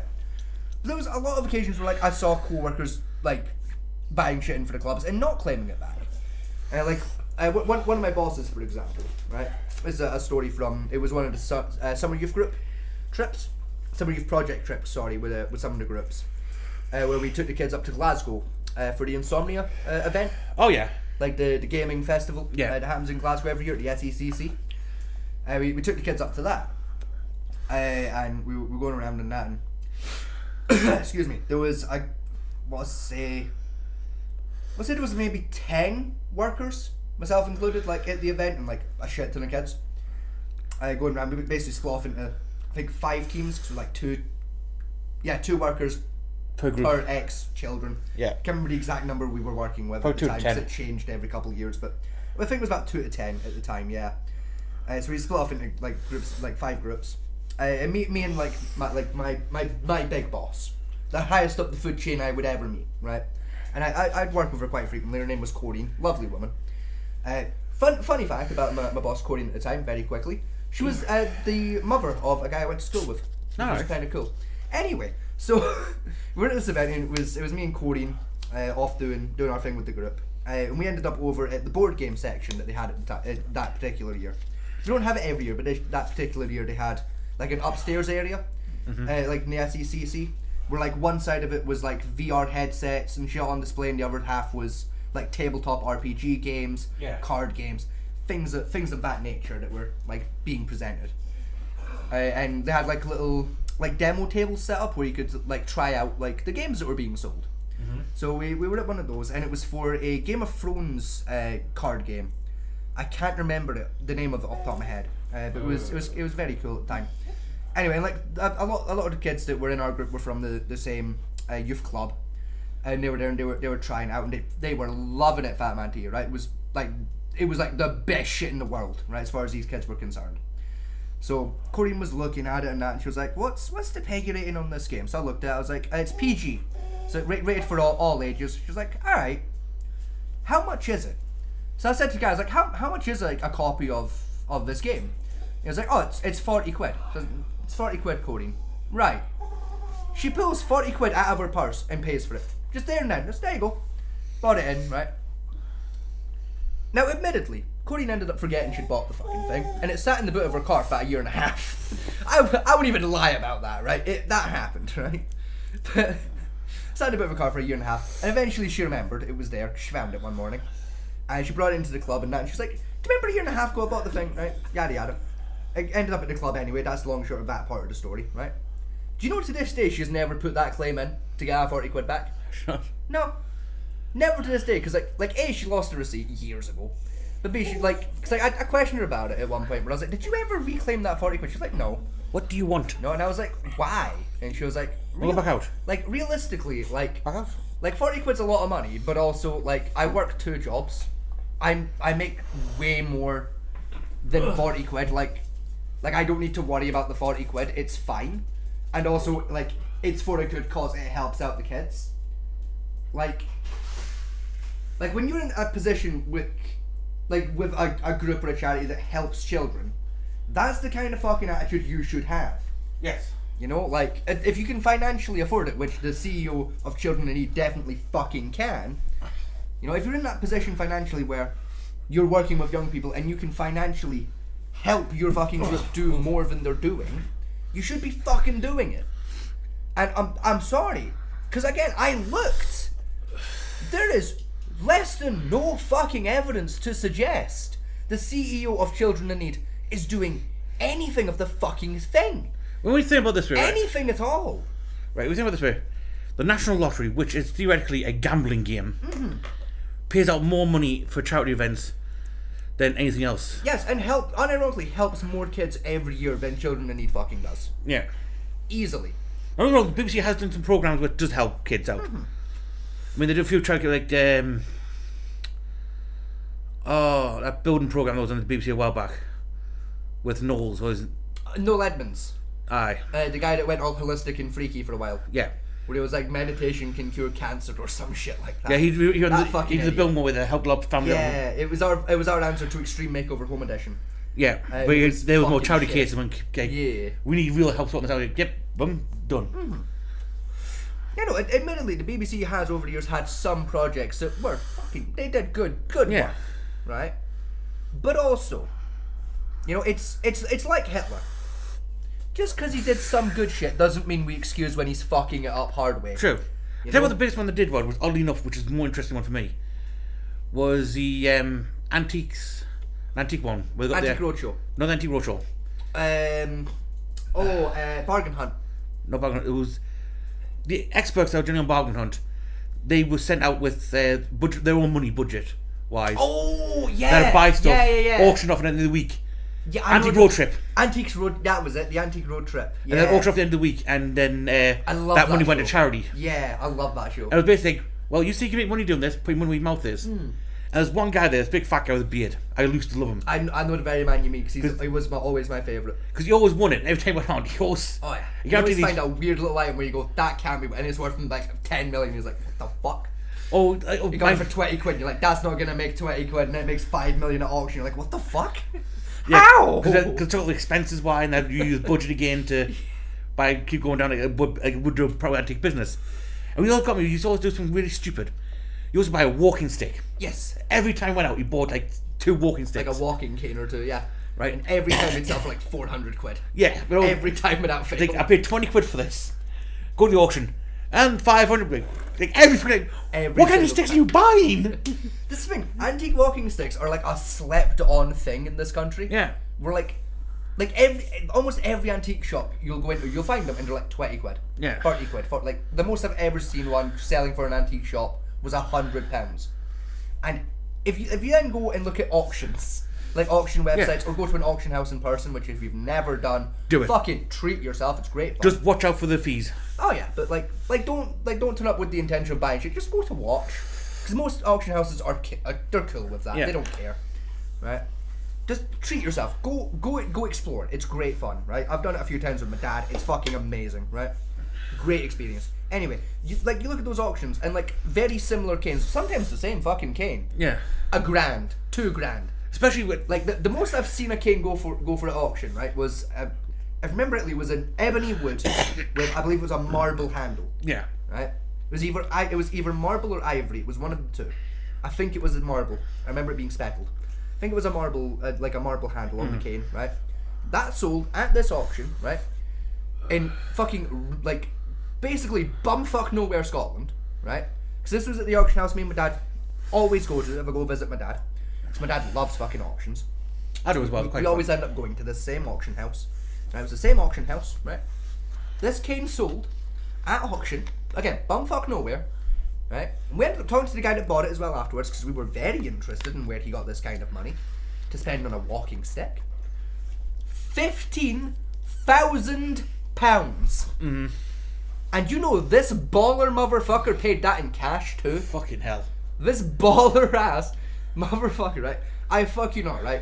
You probably have a mental image here where he pulled out a leather wallet, like a brick. No. This motherfucker pulled out of his back pocket, right? And I only noticed because he started pulling it out on his way to the office to go pay. Pulled out of his back pocket a roll, right? A roll about the width of a Red Bull can of £100 notes. I would like to point out that was my first time ever seeing a £100 Yeah, the note. rare things. I didn't know they made £100 notes until this particular day. Right? A roll of those, the width of a Red Bull can, right? There were so many £100 notes in this fucking roll, right? That like you roll notes up, right? You get that little gap in the middle. There wasn't a gap in the middle of this man's roll of notes. There was that many of them, that tightly packed and held together with 5, because I counted them, 5 elastic bands. And this motherfucker pulled out the 15 grand in cash from this £100 note, and there was still so much money in that roll that said hole was still non-existent. It's like the Mr. Burns, Mr. Burns gets called court against, which will find you 3 million. Against my back pocket, there's some loose change. Yes. We ended up talking to the guy because like I spotted that happen and pointed it out to my dad. My dad's like, "What the fuck? Like, who is this man?" We ended up talking to the guy, right?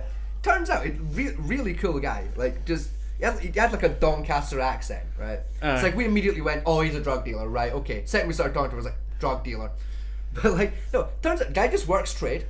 Like he does, he mainly does like construction work.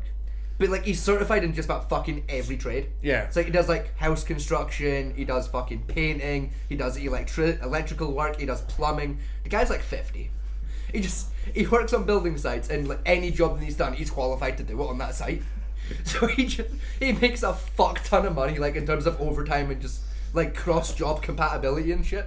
Like he's like the highest paid man on the site.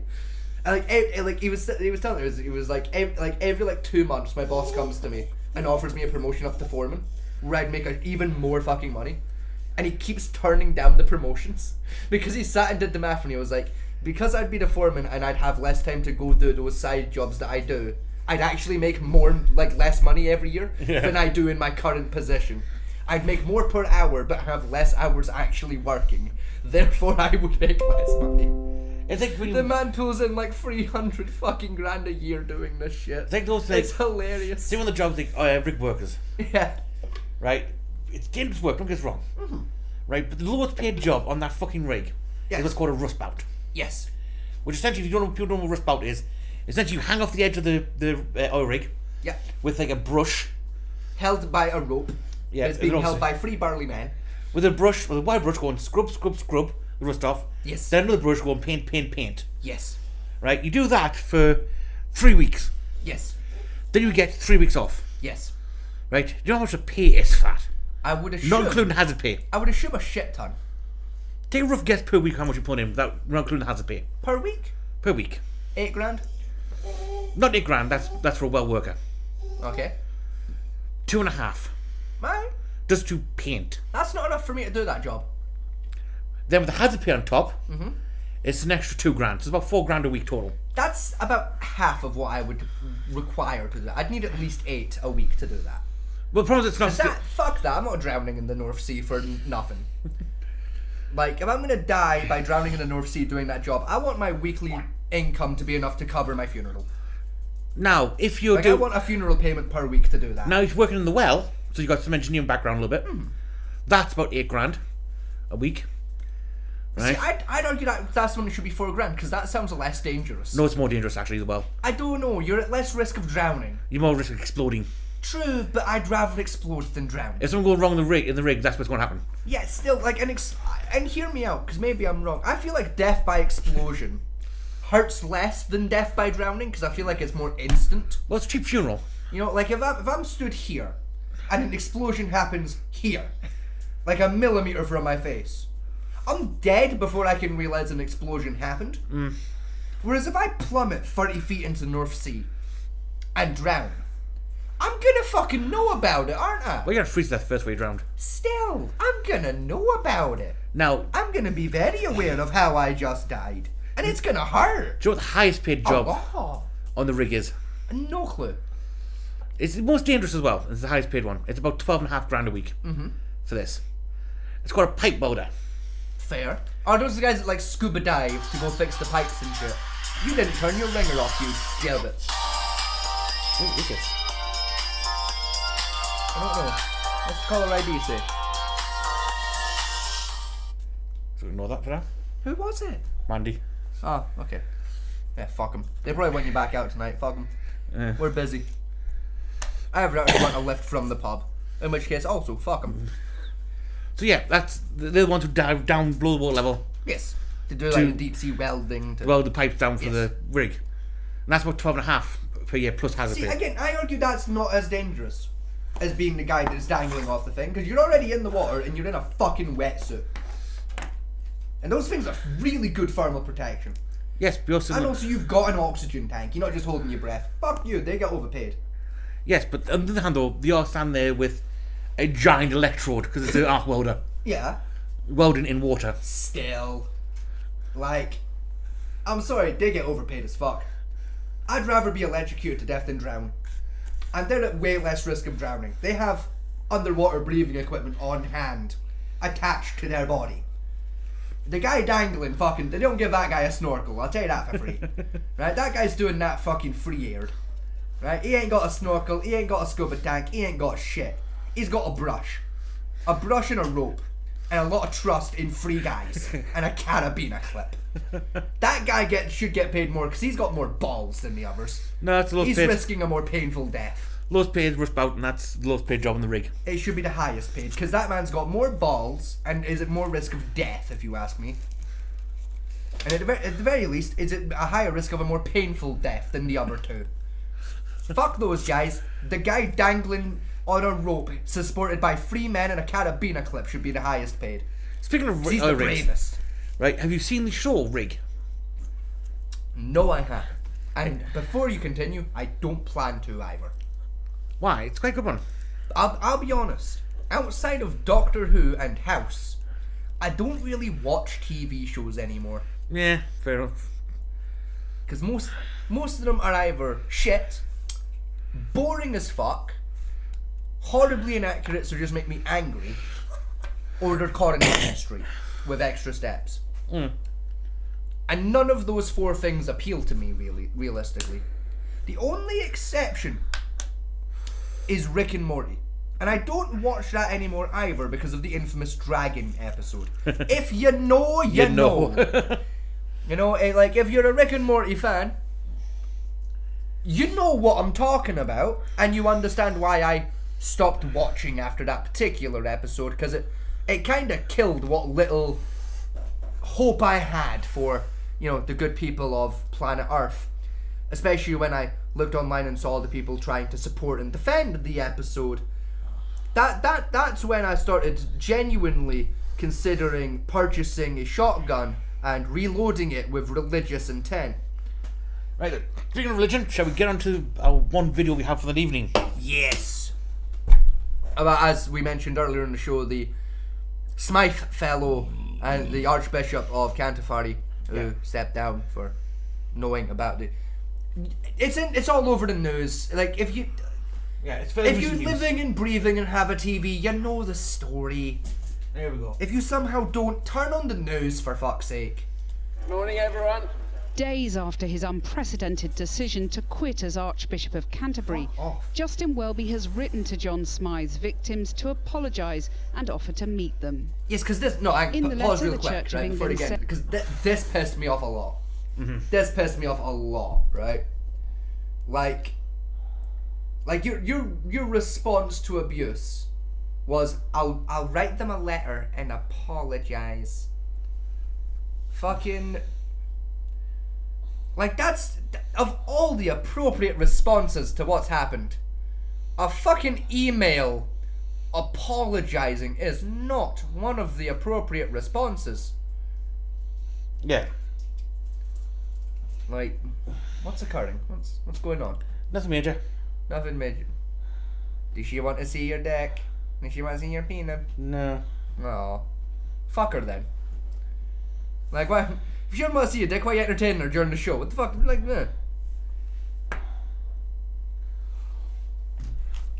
Yeah, he's... I think... Oh, come on, share with the class. No. What did she want? Did she want to see your penis? No. Did she want to lift from the pub like I suspected? Nope. No. Did she want anything at all? Or Not really. she just wanted to bug you for 5 minutes? Yep. Yeah, just fancy a little catch up. Yeah. Fuck her then. We're live. That's what I Now said. turn your ringer off. Have done. Good. Right, yeah. Like, even I turned my ringer off before the show, and I'm the one that fucks that up every week. Yeah, we people like, don't phone me out. Sacre bleu. People don't phone me. They phone you all the time, not me. Still, you're the one that's supposed to always have your ringer turned off and be good at this shit, not me. I'm supposed to be the bumbling fuckwit that's entertaining. You're supposed to be the dull one that's intelligent. Yeah, so, yeah, he's... How dare you steal my one bit? Yeah, he's basically said he's going to meet the victims of this twat. Yes. What is it? He puts out an email. Again, like, let's not even sugarcoat this one, right? Guy systematically fucking assisted abuse. Yeah. Right? It's the only way to fucking put it. Right?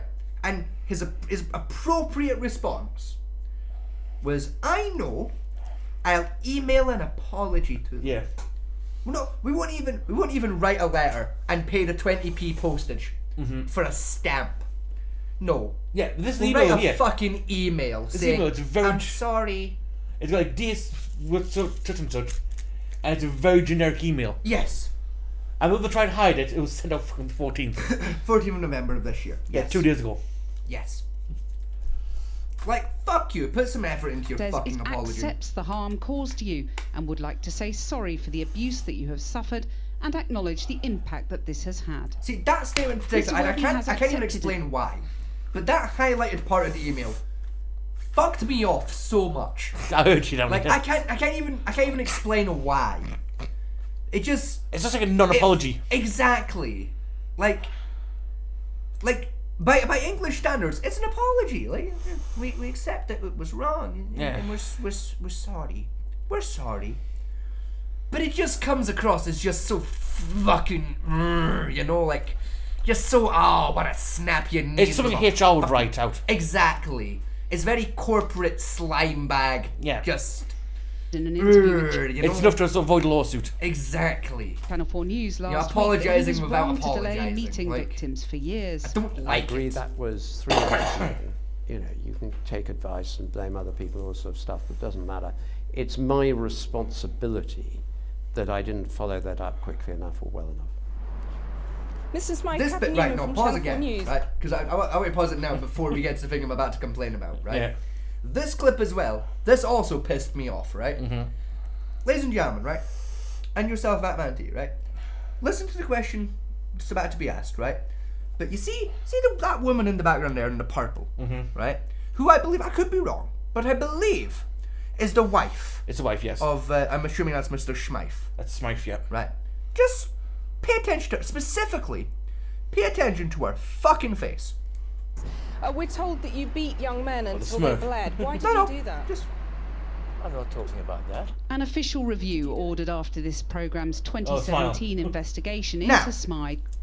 keep in mind, right? This is important. This is very important, right? To my point, right? Is most of the abuse allegations against Mr. Smythe, right? A lot of them claim that the abuse happened in Mr. Smythe's own fucking home, where Mr. Smythe, and I would assume, I don't know the people personally, but I would assume the wife also lived. Well, hang on. And I'm hang on. very sorry. Hang on, save that for now. No, Save it for now because it brings up his list of allegations in a minute. No, I'm making this point, fuck you, right? Because it's important to that fucking bitch's smile, right? There's allegations being made against her husband, that her husband abused children, physically and sexually, in their home. That alone should be a reason to not be fucking smiling, right? But also, when you think about that for a second or more, she also lived in that fucking house. Yes. Which means, and I'm sorry, this will always be my standpoint, to like people that are married and or live with people that abuse other fucking people. There's not a fucking chance in hell she didn't know about it. Not a fucking chance. Like, statistically speaking, at least once she was in the house while it was fucking happening. And the noise a fucking child makes when they're being sexually or physically abused, you fucking hear it and you know about it. Well, let's say one of the Like- allegations, which come in a minute, you understand why he's making this statement, because one of them you'll hear in a second. Declared last week that he was the Church of England's Also, fuck most you if you're, I'm prolific not talking serial about abuser. that. Fuck you. But we understand that while victims have received an apology, they won't qualify for financial compensation. The Reverend Ian Paul is a General Synod member who sits on the Archbishop's Council, responsible for signing off on a £150 million fund to compensate victims of abuse. One of the things that's strange about this is that this is not abuse that happened in the Church of England. John Smythe had connections with the Church of England, but the abuse happened primarily in connection with Winchester, with the school there, and in his own home. So this is not a question about abuse that's happened in the Church of England. Smythe was a barrister and an evangelical Christian who in the 1970s and 1980s held leadership roles in the UN Trust, a charity that organised summer camps. Last week's official review by Keith Makin described him as associated with the Church of England. Victims who have suffered decades of trauma are appalled at what they see as a legal loophole. I fully expected them to hide behind the fact that somebody else, another spiritual authority, was ultimately responsible for Smythe's abuses. But I can tell you, Kathy, that other victims are up in arms about this because they feel that an apology from the Archbishop of Canterbury with no consequences is no apology at all. A solicitor or lawyer has... Anne Olivarius is a lawyer with decades of experience in abuse cases.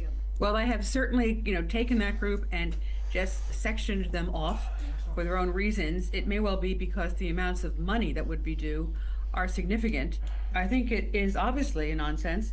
But of course, there may be others like John Smythe. We don't know that he's the only serial abuser. And, we know in churches like the Catholic Church, the Buddhist, there are a number, many serial abusers. So once they open the door to this, they will have their hands full. While Justin Welby is quitting, many other bishops are still under pressure to do so. Victims have demanded that the church accept full responsibility ever since we first reported on the Smythe scandal in 2017. The Archbishop of Canterbury has now done so, but the pressure is on others named in the Makin review who knew about Smythe's abuse but failed to do enough to stop it. The former Bishop of Ely, now in the Lincoln Diocese, is under growing pressure to resign over his failure to warn the authorities in South Africa, where Smythe spent the last years of his life, about the full extent of his abuse. I've got the diary. One victim, Graham, was the first to raise concerns about Smythe with the Ely Diocese back in 2012. Emails seen by this programme reveal that Justin Welby's Chief of Staff told Graham that the Archbishop of Canterbury had repeatedly asked Stephen Conway if he'd warned his colleagues in Cape Town about Smythe. Over the following year or so, when Archbishop Justin saw the Bishop of Ely at several meetings of the House and College of Bishops and the Archbishop's Council, he regularly inquired about how this was being progressed. Earlier this week, Bishop Stephen Conway told us he did all within his authority as a Bishop of the Church of England, but admits he was not rigorous in pursuing a warning about Smythe's abuse. For decades, victims have... That's the problem I have with religion as a whole. Right? They go on and say, no, we have the moral intent, moral high ground type stuff. Right? But then they fail at... the basic shit. The high behind the legal point of it. Yes. Well, legally we can't go and blabber this. We don't know if it's true or not. But you're, as a moral person, you should be... Yes. At the front saying, smoke or fire, I say that loud, shouldn't be followed all the time, but in this case... When you're a religious organisation claimed to have the morals fucking high ground... Yeah. Maybe, just maybe, if someone working with your organisation or for your organisation is, accused of, fucking child molesting, maybe you should, do an internal investigation, or maybe, alert the fucking proper authorities that, hey, by the way, we don't know if it's true or not, but there's been some fucking allegations that would suggest... Yeah. That this fucking dickhead has been touching some kiddos. Yeah, it's... maybe do what's commonly referred to as the bare fucking minimum. Yeah, at least they go and there's some rumours about this guy, so I don't know if you really want him, maybe move him to a department where he's not able to interact with fucking children. Yeah. At the minimum, take him off of duties that involve interacting with fucking young people. The church to face up to what Smythe did. They say they won't rest until they get justice and accountability at last. And in the wake of the Archbishop of Canterbury's resignation over Smythe's abuse, there are growing calls for senior leaders in the Anglican Church in Zimbabwe and South Africa also to face accountability for similar safeguarding failures. Amelia Jen is in Zimbabwe, that was one of Kenya. That was it, Zimbabwe, Amelia. That was it. Well, as the Anglican Church in the UK reels over who knew what when, there are big questions hanging over Southern Africa, where John Smythe moved after being forced out of the UK with the help of a charitable trust. He worked in Zimbabwe and then here in Cape Town. And today, the mustard heir Sir Jamie Coleman, who chaired the trust, and his wife have been asked to step back from their informal and formal roles at a church in Hampshire. This after the Macon Review found that the couple had been closely involved in a charitable trust that had financially supported John Smythe despite knowing of those allegations. And it said that they had visited his Christian camps in Zimbabwe, that they'd stayed with him personally. And after the charity's board resigned en masse in 1989 over Smythe's refusal to stop working with youth groups, Sir Jamie took over as chair. Now, we've been unable to contact the Colemans tonight, but Sue Coleman told the Review she was unaware of the extent of allegations in the UK. And now it was 6 years after that mass resignation incident that John Smythe was charged with culpable homicide after a teenage boy was found dead in a swimming pool at one of his camps. That never came to trial. And in 2001, he moved here to Cape Town. And the Macon Review says that in 2013, the highest level of the Church of England knew about the abuse in the 70s and 80s. It said that he should have been properly and effectively reported to police and relative authorities here, but that instead he continued should have been to properly and effectively reported to the authorities fucking everywhere. Right up. To be fair, during the time we're talking about here, I think apartheid was still in effect. I don't give a flying fuck what was in effect. He shouldn't have been sent to South Africa in the fucking first. He should have been sent to jail. He ran away. No, he was forced out of the country, which we all know is code for the church found out what he was up to and went, and we're gonna take you and we're gonna play hide the paedophile, find the paedophile, where's the paedophile, find the where's the paedophile, where's the paedophile, where's the paedophile, pick a cup, pick a cup, pick a cup, where's the paedophile, where's the paedophile, where's the paedophile, oh. Island.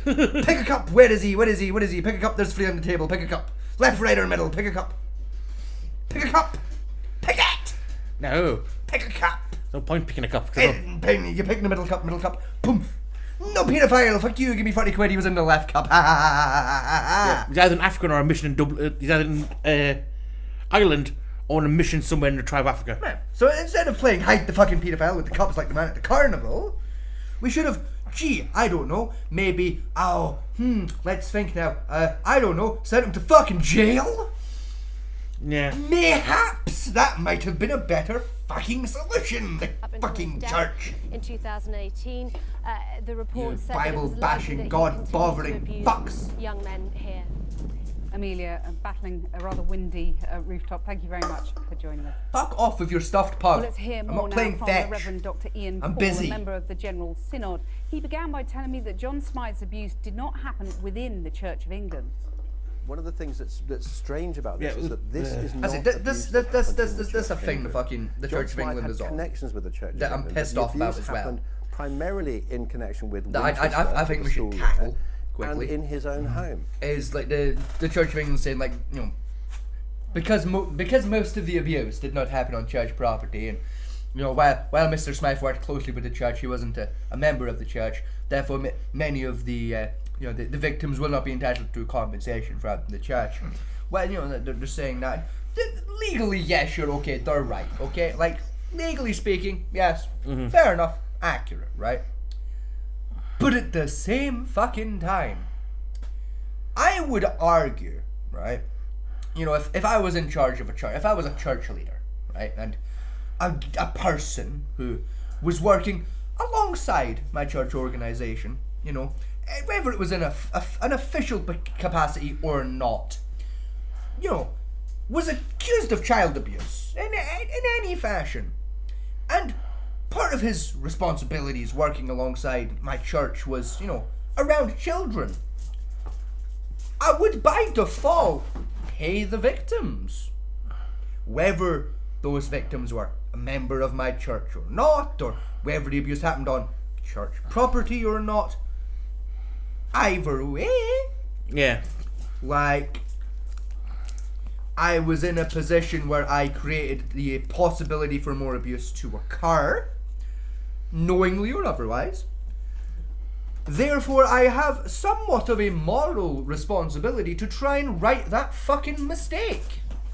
And in that position, the quickest way to do some good in exchange for that particular egregious fucking mistake would be to pay out the victims and go, hey, while I may not have been directly involved or involved at all in your particular abuse case, the guy was pretty fucking closely linked to my organisation, so here's some compensation to say fucking sorry for being involved with this fucking scumbag. I'm not going to pause this because he basically recently said in a clip we had earlier on in the video, to the fact where Vegas just like laid out, pretty much. Like, yeah, sure, like, legally they don't have to, but morally, they fucking should. Like, that's all I'm fucking saying. Like, I'd fucking pay them. You know, I'm a terrible person, I'd still fucking pay the guys. Like, it's called being, you know, a decent fucking person. I mean, here we go, there's two. I'll bring this one up here. It was really loud. In 1992, yeah, so real quick, shout out to Channel 4 was for that excited previous to clip. attend a December This is from holiday BBC camp actually. run by Yes, John BBC Smythe. South Africa. His family saw him off at the bus at 6 p.m, but by the following morning he was reported dead, found naked at the bottom of the swimming pool. They initially believed it to be an accident and didn't ask for a post-mortem. That was a Years mistake. later, they learned just how abusive Smythe was towards boys at his camps. The church knew about the abuses which John Smythe was doing. They should have stopped him. Had they stopped him, I think my brother would be still alive. As a Christian, I wanted to write. In 2021, the Archbishop of Canterbury wrote a letter of apology to Edith. He said while he didn't know about his behavior at the time, he admitted to her that Smythe was responsible for the death of her brother and that the church had failed them. She wrote back describing his apology as too little, too late. Or those Fucking people too in right. Africa who underwent abuses, they should have not met that. Welby's letter 3 years ago is a formal acceptance that the church failed to protect young boys in Zimbabwe from Smythe after he was banned from churches in the UK. David Coltart investigated Smythe at the time as part of an inquiry and questions why Anglican leaders didn't issue a warning when he travelled to Africa. I think it's a shame the Archbishop. That's what, no, I'm sorry, no, that's a detail I wasn't aware of, right? Because that's fucked me off again, right? What's that? So, correct me if I'm misunderstanding here, right? It was banned, fucking banned from churches in England because of his abuse. Mm-hmm. And that message wasn't given out across the board. Like that, it was a country ban, not an organisational fucking ban. Like the church banned him and then let him go to churches in other countries rather than ban him from the churches. And while we're banning him from, because the fact they banned him from the churches meant they fucking knew what he was up to. They banned him and then didn't report to the authorities, hey, we've banned this guy because we think he's a fucking paedophile. And also didn't alert the other churches globally, hey, if this guy turns up, he's a fucking paedophile. Anglican leaders didn't issue a warning when he travelled to Africa. I think it's a shame the Archbishop.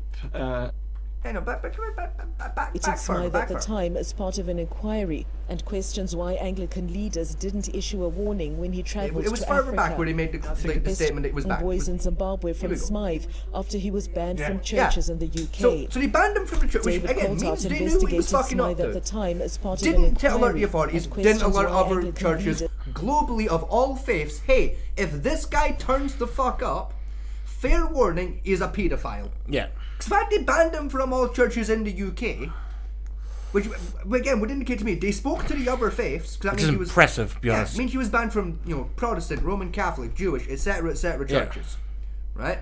That means they spoke to the other. So not only did the Church of England fucking fail to say to both again the authorities and the rest of their churches globally outside of the UK, hey, if this guy turns up, he's a paedophile.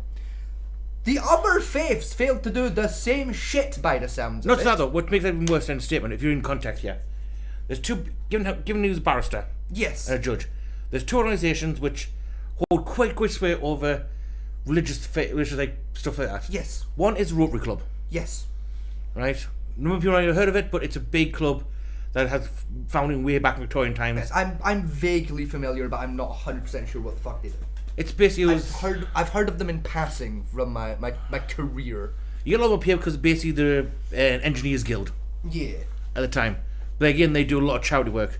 The other one, which you know quite frequently, Freemasons. Yes. which I guarantee almost as part of being a barrister. Yes. In the 70s and in the 60s, 70s. Even nowadays. Like, I've been to a lot of Freemasons Lodge in my time. Yeah. Because my father likes them. They're good folk, in fairness. They're very chill, very laid back. Nice folks to drink with, and usually cheap drink as well, so... You know, they would know fun. about it, and they have big ties with the religious community. And also, like, I'll be honest, you can't throw a stone in a Freemasons Lodge without hitting a barrister. I'll be completely honest. Even today, you can't really throw a stone in one of those buildings without hitting somebody that's in a law career. Yeah, usually it's most barristers and lawyers as far as the eye can fucking see. I'll be honest with you, bro. Yeah. And it's like, say, a bit of a tangible thing, is the Freemasons are some secret organizing about what the Freemasons were, where the name comes from, is that the first Church of Sinai. Yes. That King David? I believe it was King David. Yeah, the first king of the Jews. Yes, I believe it was David.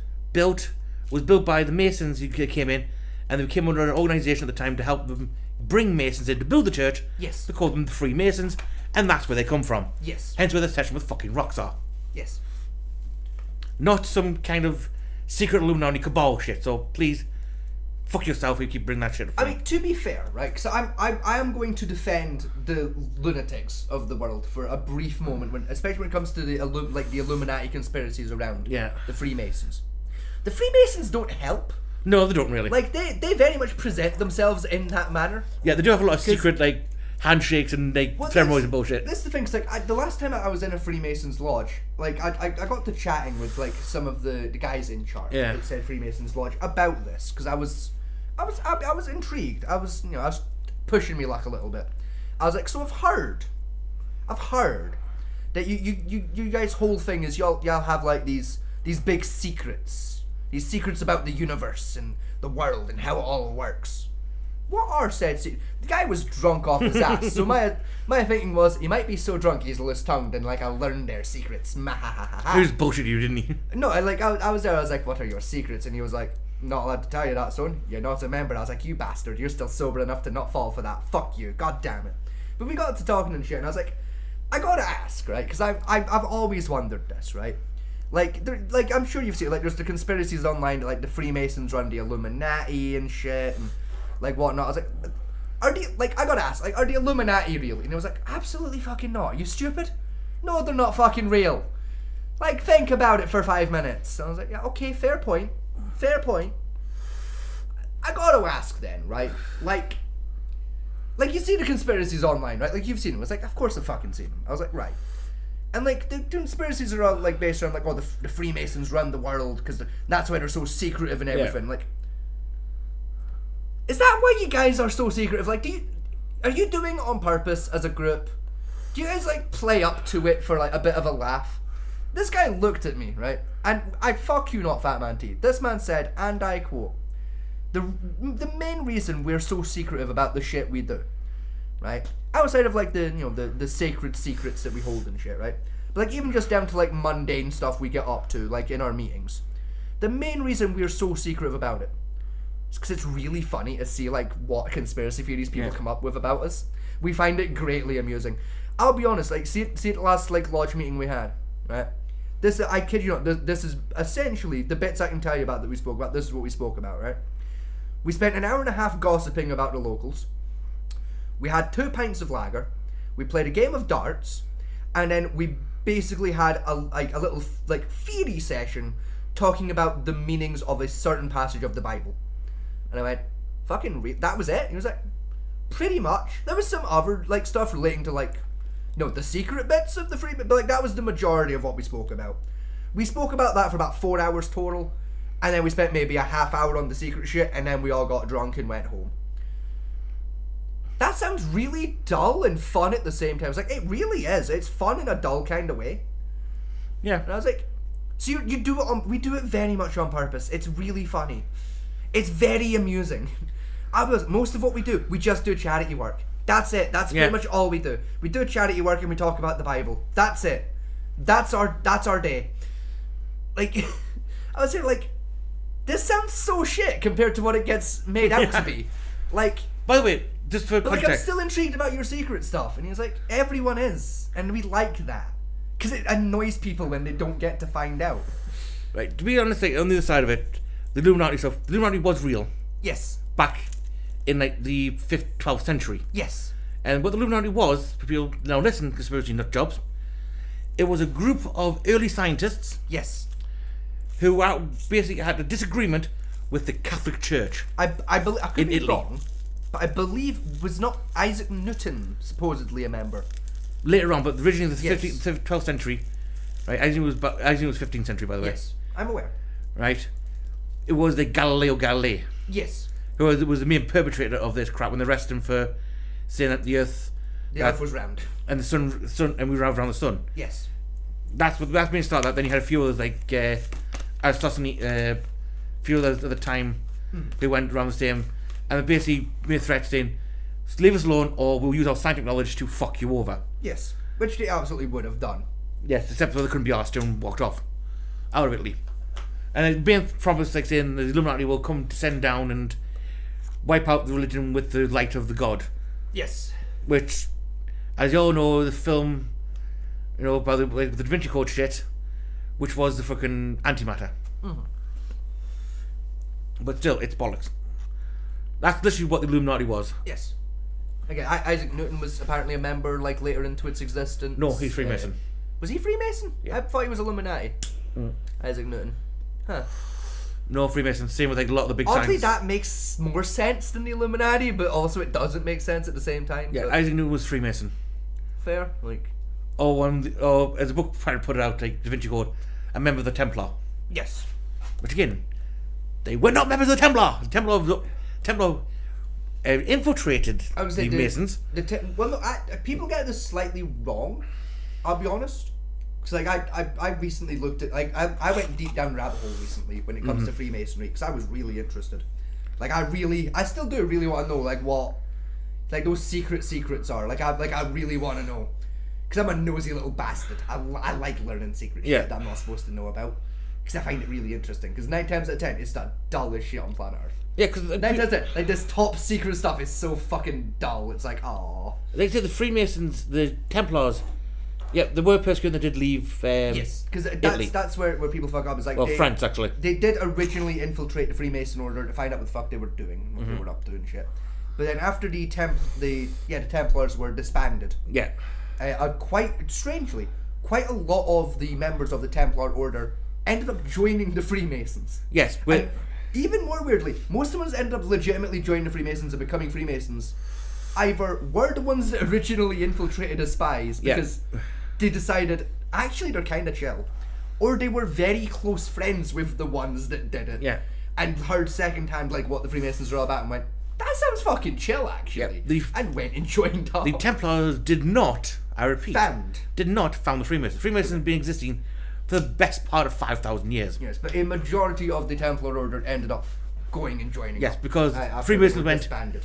you got money? Come on, we'll keep you safe. Yes. And because most of them are like politicians and that type of stuff for their era. Or, high level. Because one thing, you don't want to piss off the guy building your castle. You don't want to piss off the guy building your castles. Yes. To be honest. You want to keep him sweet. Yes. In case your castle then suddenly falls down. Yeah. Or he tells your enemy where the weak point is. Yeah. But if you're building a castle, maybe I'm just stupid, but like if I was going to build a castle, I just wouldn't build one with a weak point, like... Every structure has a weak point eventually at some point. Still, you know what I mean though? Like, Yeah. It's like with the Death Star. Why would you put the thermal exhaust port right there with so little defense? Yeah. Like, why didn't it have a grate on it? Why was it just open and exposed like that? Like, you really want me to believe we got spaceships and FTL travel and shit, and like planet exploding lasers, but we haven't got fucking vent covers, really? We don't have a little bit of metal with some fucking holes in it to prevent bullets going in. Really? You know what I did love though? There's a meme video about that where a stormtrooper gets shot in the eye with his bomb blaster and ends up getting LASIK.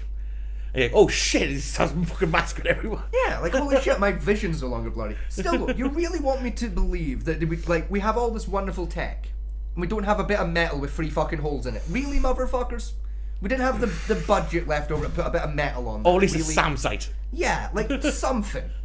Fucking anything at the hole to prevent missiles going into it. Fucking anything. Again, a grate for fuck's sake would have done. Probably what they did in the second one, but then they left half of it unfinished and just flew into the construction site. Flew inside the fucking thing. Like, Why would you bring a half-built space station to a combat zone? All of the weak points were still fucking wide exposed. What were you doing, you chuckle fucks? Even if it was a trap, like saying it's fully operational, it's a trap. And still, why would there more defences around what's called the reactor? Like you would think there'd be like some fucking air-to-surface missiles there or some shit, something to shoot down, I don't know, spaceships. And why is it big enough for fucking motherfucker to fly through it in the first place? Exactly. Like, it doesn't make sense. It's so stupid. Didn't issue a warning when he travelled to Africa. I think it's a shame the Archbishop has had to resign. Fucking I talk understand why about he's done it, because of the institutional responsibility. But I think that it can't end here. Let me say this, that I think that there was institutional responsibility that goes beyond the Anglican Church itself. Oh, fuck off. Smythe left Zimbabwe in the 1990s and moved to Don't South try and Africa. pin it on everyone where else. Last week's Mackin report I said agree, it was everyone else should be held possible responsible, he but had gone fuck on to you. commit further offences. It's very painful. More than 3 decades since her brother's death, Edith is finally seeing some accountability for what led to the tragedy. Did she say but 10 there remain decades? unanswered questions No, 3 here decades. I was about gonna who say, else in the church knew of That's Smythe's 100 years. Wait a minute. No, 30 years. So I don't know how I genuinely misheard 3 as 10. And I don't know how I misheard 3 as 10. I was very confused. Anyway, that's about what we have for tonight. Pretty much. Yeah, sorry folks, it's been rather slow news week, apart from like more Trump drungeon syndrome kicking off. Yeah, but I'll be honest, so much of it is just people taking things Trump has said recently and just horribly misrepresenting it, and quite frankly, I don't have the willpower to fucking go through half of the shit people are claiming at the minute and tackle it. Like, oh my god, like this... No, I'm annoyed now, I'm gonna talk about it. Every couple of days, right? Like, I phone my mom, right? Just like for a little catch up, right? And like, a majority of the time, somehow we end up talking about fucking Trump. Now, usually because my mum brings it up, right? And like my mum lives here in Britain, right? Not in America. Yeah. Right?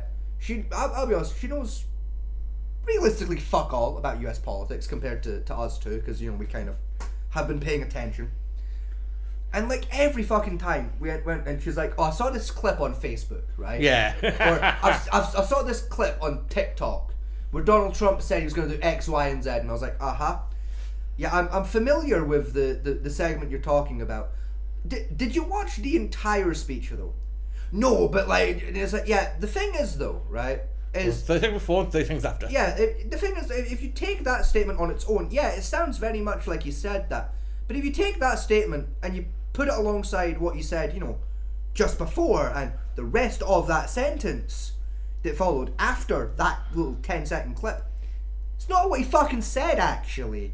He said something very fucking... 9 times out of 10 he was actually saying the opposite, in a kind of roundabout way that could be easily misrepresented as him saying that, because Donald Trump's really fucking bad at talking, it turns out.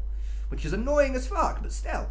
He has no diarrhea, I think. He really does. He waffles like a motherfucker. But like, just... if you're gonna criticize the guy, right, for the love of God, do some fucking research on him. Yeah. Like, if you see a clip where it's like Donald Trump said he's gonna make a martial state and he's gonna criminalize being transgender and who, fucking A, actually listen to the words he's saying before you listen to the fucking headline, and B, find out what speech that clip has been taken from, and then go watch the fucking speech for fuck's sake. That's like the black ones who call the women, like, you know, I'm too afraid to go to sleep, I'm going to wake up a fucking slave tomorrow. Like, what? Yeah, Trump has never said anything even remotely close to I'm going to re-legalize slavery. What the fuck are any of you people talking about? Like, the only claim I've fucking heard recently, right, and this came from 2 friends of mine, right, who live in America, where I'll give them it, right? I'll say, yeah, okay, fair enough, you've got a very good point on this one, right? And for the record, because it is important contextually, right, both of these friends they're transgender, right? They were born as one, identify as the other. Lovely friends, really good friends of mine, right? Good people, right? And they're concerned, right, because of the election results, right? They've got bug out bags and shit prepared, right? I'm not even kidding about that, right? Okay. Because they are, and they have a legitimate concern about it, right? I agree with their concerns here, right? of Donald Trump isn't directly saying or insinuating anything about fuck the trans people, we should be fighting against trans people, etc, etc, etc. Yeah. But also, people are really fucking stupid in this country. And some of the stuff he says, when taken out of context, can be used to create those messages. Yes. Really fucking easily. Which the Democrats are doing themselves. Yes, the Democrats themselves are doing, and quite a lot of rather radical extreme right-wing groups, unfortunately including QAnon, who we'll be talking about in a couple of weeks here, are also fucking doing.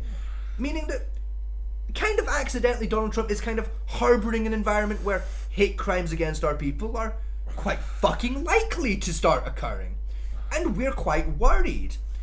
And they also followed up with a good point of the last time Donald Trump was in power, both of them were victims of fucking hate crime by radicalist right-wing Trump supporters.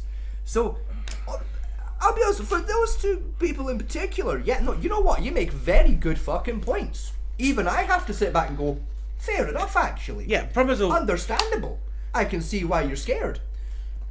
You're admitting that, technically speaking, it's not Donald Trump's exact fault. Yeah. He's not really intending to do what he's doing. But unfortunately, because he's a bit of a gaggle fuck, he's accidentally creating an environment where your safety is a little bit at jeopardy. Yeah, it's been from... Fair enough. This is from the right wing will always, the extreme right will always find a reason to do shit. Extremist bullshit, yes. And they're just using some random bits of out-targeted quotes from Trump to justify it. Correct. I do agree with that, and it's bullshit. Yes. Again, what Trump needs is someone to go... Yes, he needs a guy in his ear to say shut the fuck up every once in a while when he's and someone to disable his Twitter account. Yes. Or better yet, just someone else to run his Twitter account for him. Yeah. Who can be his filter between him and the internet, where Donald Trump says the thing he wants to say on Twitter to the guy, and the guy says yes or no to posting it for him. Yes. Or he's putting a word in that doesn't sound fucked. Exactly. That would be fantastic. That was the biggest thing idea. with the Trump presidency when he first won. I was like, what they should have done to get the rest of the Democrats is like, sir, you just make a fake app, put it on his phone when he's asleep. Yeah. Which looks like Twitter, but doesn't post anyway. Or they should have done what they did to Obama, where they gave him a smartphone, but it doesn't do text, it doesn't do phone calls, can't connect to the internet. It's essentially one of those little plastic toy phones you give to children. Like, have you ever heard that story? It's a genuine true story. Like, Obama himself tells it. Like, every once in a while in interviews and shit, where like he got a present because he was the president. Like, he was the last president to have a BlackBerry. Is like how he tells. Like, he was like, I was the president, I still had a fucking BlackBerry, and like the White House got sick of him having a BlackBerry because it looked shit. So they bought him a fucking iPhone. But it was a custom made iPhone because like they do fuck all. They got cybersecurity laws and shit in the White House for like protection and that. And it was like, so they got Apple to custom do it for them. They cost him a fortune, but it was like the guy in Oval Office handed to Obama this phone. He was like, "Here's your new phone, sir. I have to warn you though, this phone it doesn't receive or make text messages. It can't make or receive phone calls. It can't connect to the App Store. The camera's disabled on it. Like, it's got a camera, but you can't use it. It's disabled. You can't use any, like, you don't have internet access on it. You can't check your emails on it. Essentially, it's a very expensive flashlight. No, it did put music on it. Yeah, they let him put music on it. That was it. Still had iTunes. It had some music, and it had, I think, two, like Candy Crush something on it. Yeah, and that was it. It had, if I remember correctly, it had Solitaire and a offline knockoff of Candy Crush. Yeah. That Apple built in house, installed on the phone. Yeah, just to keep and that was it. That was all it had. Yeah. Anyway, I looked into it. That cost the White House $4 million as well. By the way, that particular iPhone. Yeah, like posters, they remove stuff the cars and charge you more for it. Yeah, like say eventually with Porsche, it's going to get a point where you just walk past a showroom and they just charge you like 900,000 just to walk past. For looking at the car. Yeah, and you might get a sticker. There you go. I saw a Porsche. Yeah, it's a super light special model. It's a sticker. Yeah, it's really light. It's very half a gram. I'm going to stab you. I get that a lot, sir. I can't imagine why. Fucking prick. Yeah. If you want a good car, it had like aircon and everything in it. $80 billion. No, them ones, that's fast, but actually has aircon, radio, stuff you need to when you drive comfortably. Yeah, the entire economy of Greece. A boot space, that's 10 grand. Yeah, but this racing model with nothing on it, just like a seat, a steering wheel, and not even door handles. Yes. Would be nice. But an engine that can make you do 0 to 125 miles per hour in 0.3 seconds. Yeah. £1 $8 million. No, I'll take the one with I'll take the 10 grand model, please. That sounds more pleasant to fucking drive. It can go around the Nürburgring in less than 5 minutes. Yes, but what's like going to Tesco's to do weekly shopping? Yeah. You can't. There's no space for that. Why? Scaffolding. That as well is like if you're just a regular civilian. This is what bugs me about like sports cars and Lamborghinis and Ferraris and shit, right? They're fucking useless in Britain. Yeah. They're completely fucking pointless. The fastest you're allowed to drive here is 70. Yeah. Like at this point, I honestly, I genuinely believe this, right? Every car in Britain that is sold, if its speedometer goes over 80 miles per hour, right? They should legally have to make a different fucking version of the car to sell in Britain, where the highest it can go is 80. Because the rest of those numbers are fucking worthless to you. No, that's not the main problem, right? You never use them. No, you never go past 80. No, that's not the problem, You're right? even supposed to go near 80. That's not the problem, right? Speeding happens, fair enough. The big problem with like big sports cars is there's not enough space in England to hit max speed. To hit that speed. To do like fancy turn and shit, because I guarantee you start revving up going, yep, here we go, 100, 150, corner. Right, here we go again, and truck, here we go again, ready, and roundabout, and traffic light, and fuck you. Exactly, like it's completely pointless. Oh, like Lamborghinis, like you go to Edinburgh. Yeah. Right, I'm going to drive in the city centre, and my car doesn't fit in the road. Yep. Like, dude, like, because this always used to bug me, like with like my mum's car. Like my mum bought a Dacia Logan a couple of years ago, right?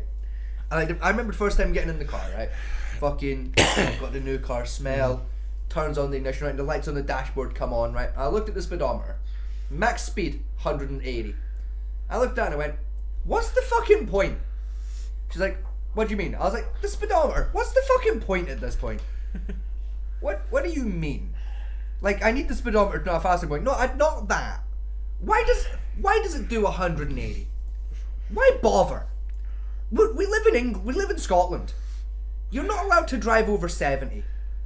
Why does it go 100? Like, why is its max speed 110 miles per hour over the fucking limit you can realistically do on a motorway before you're at risk of going to jail?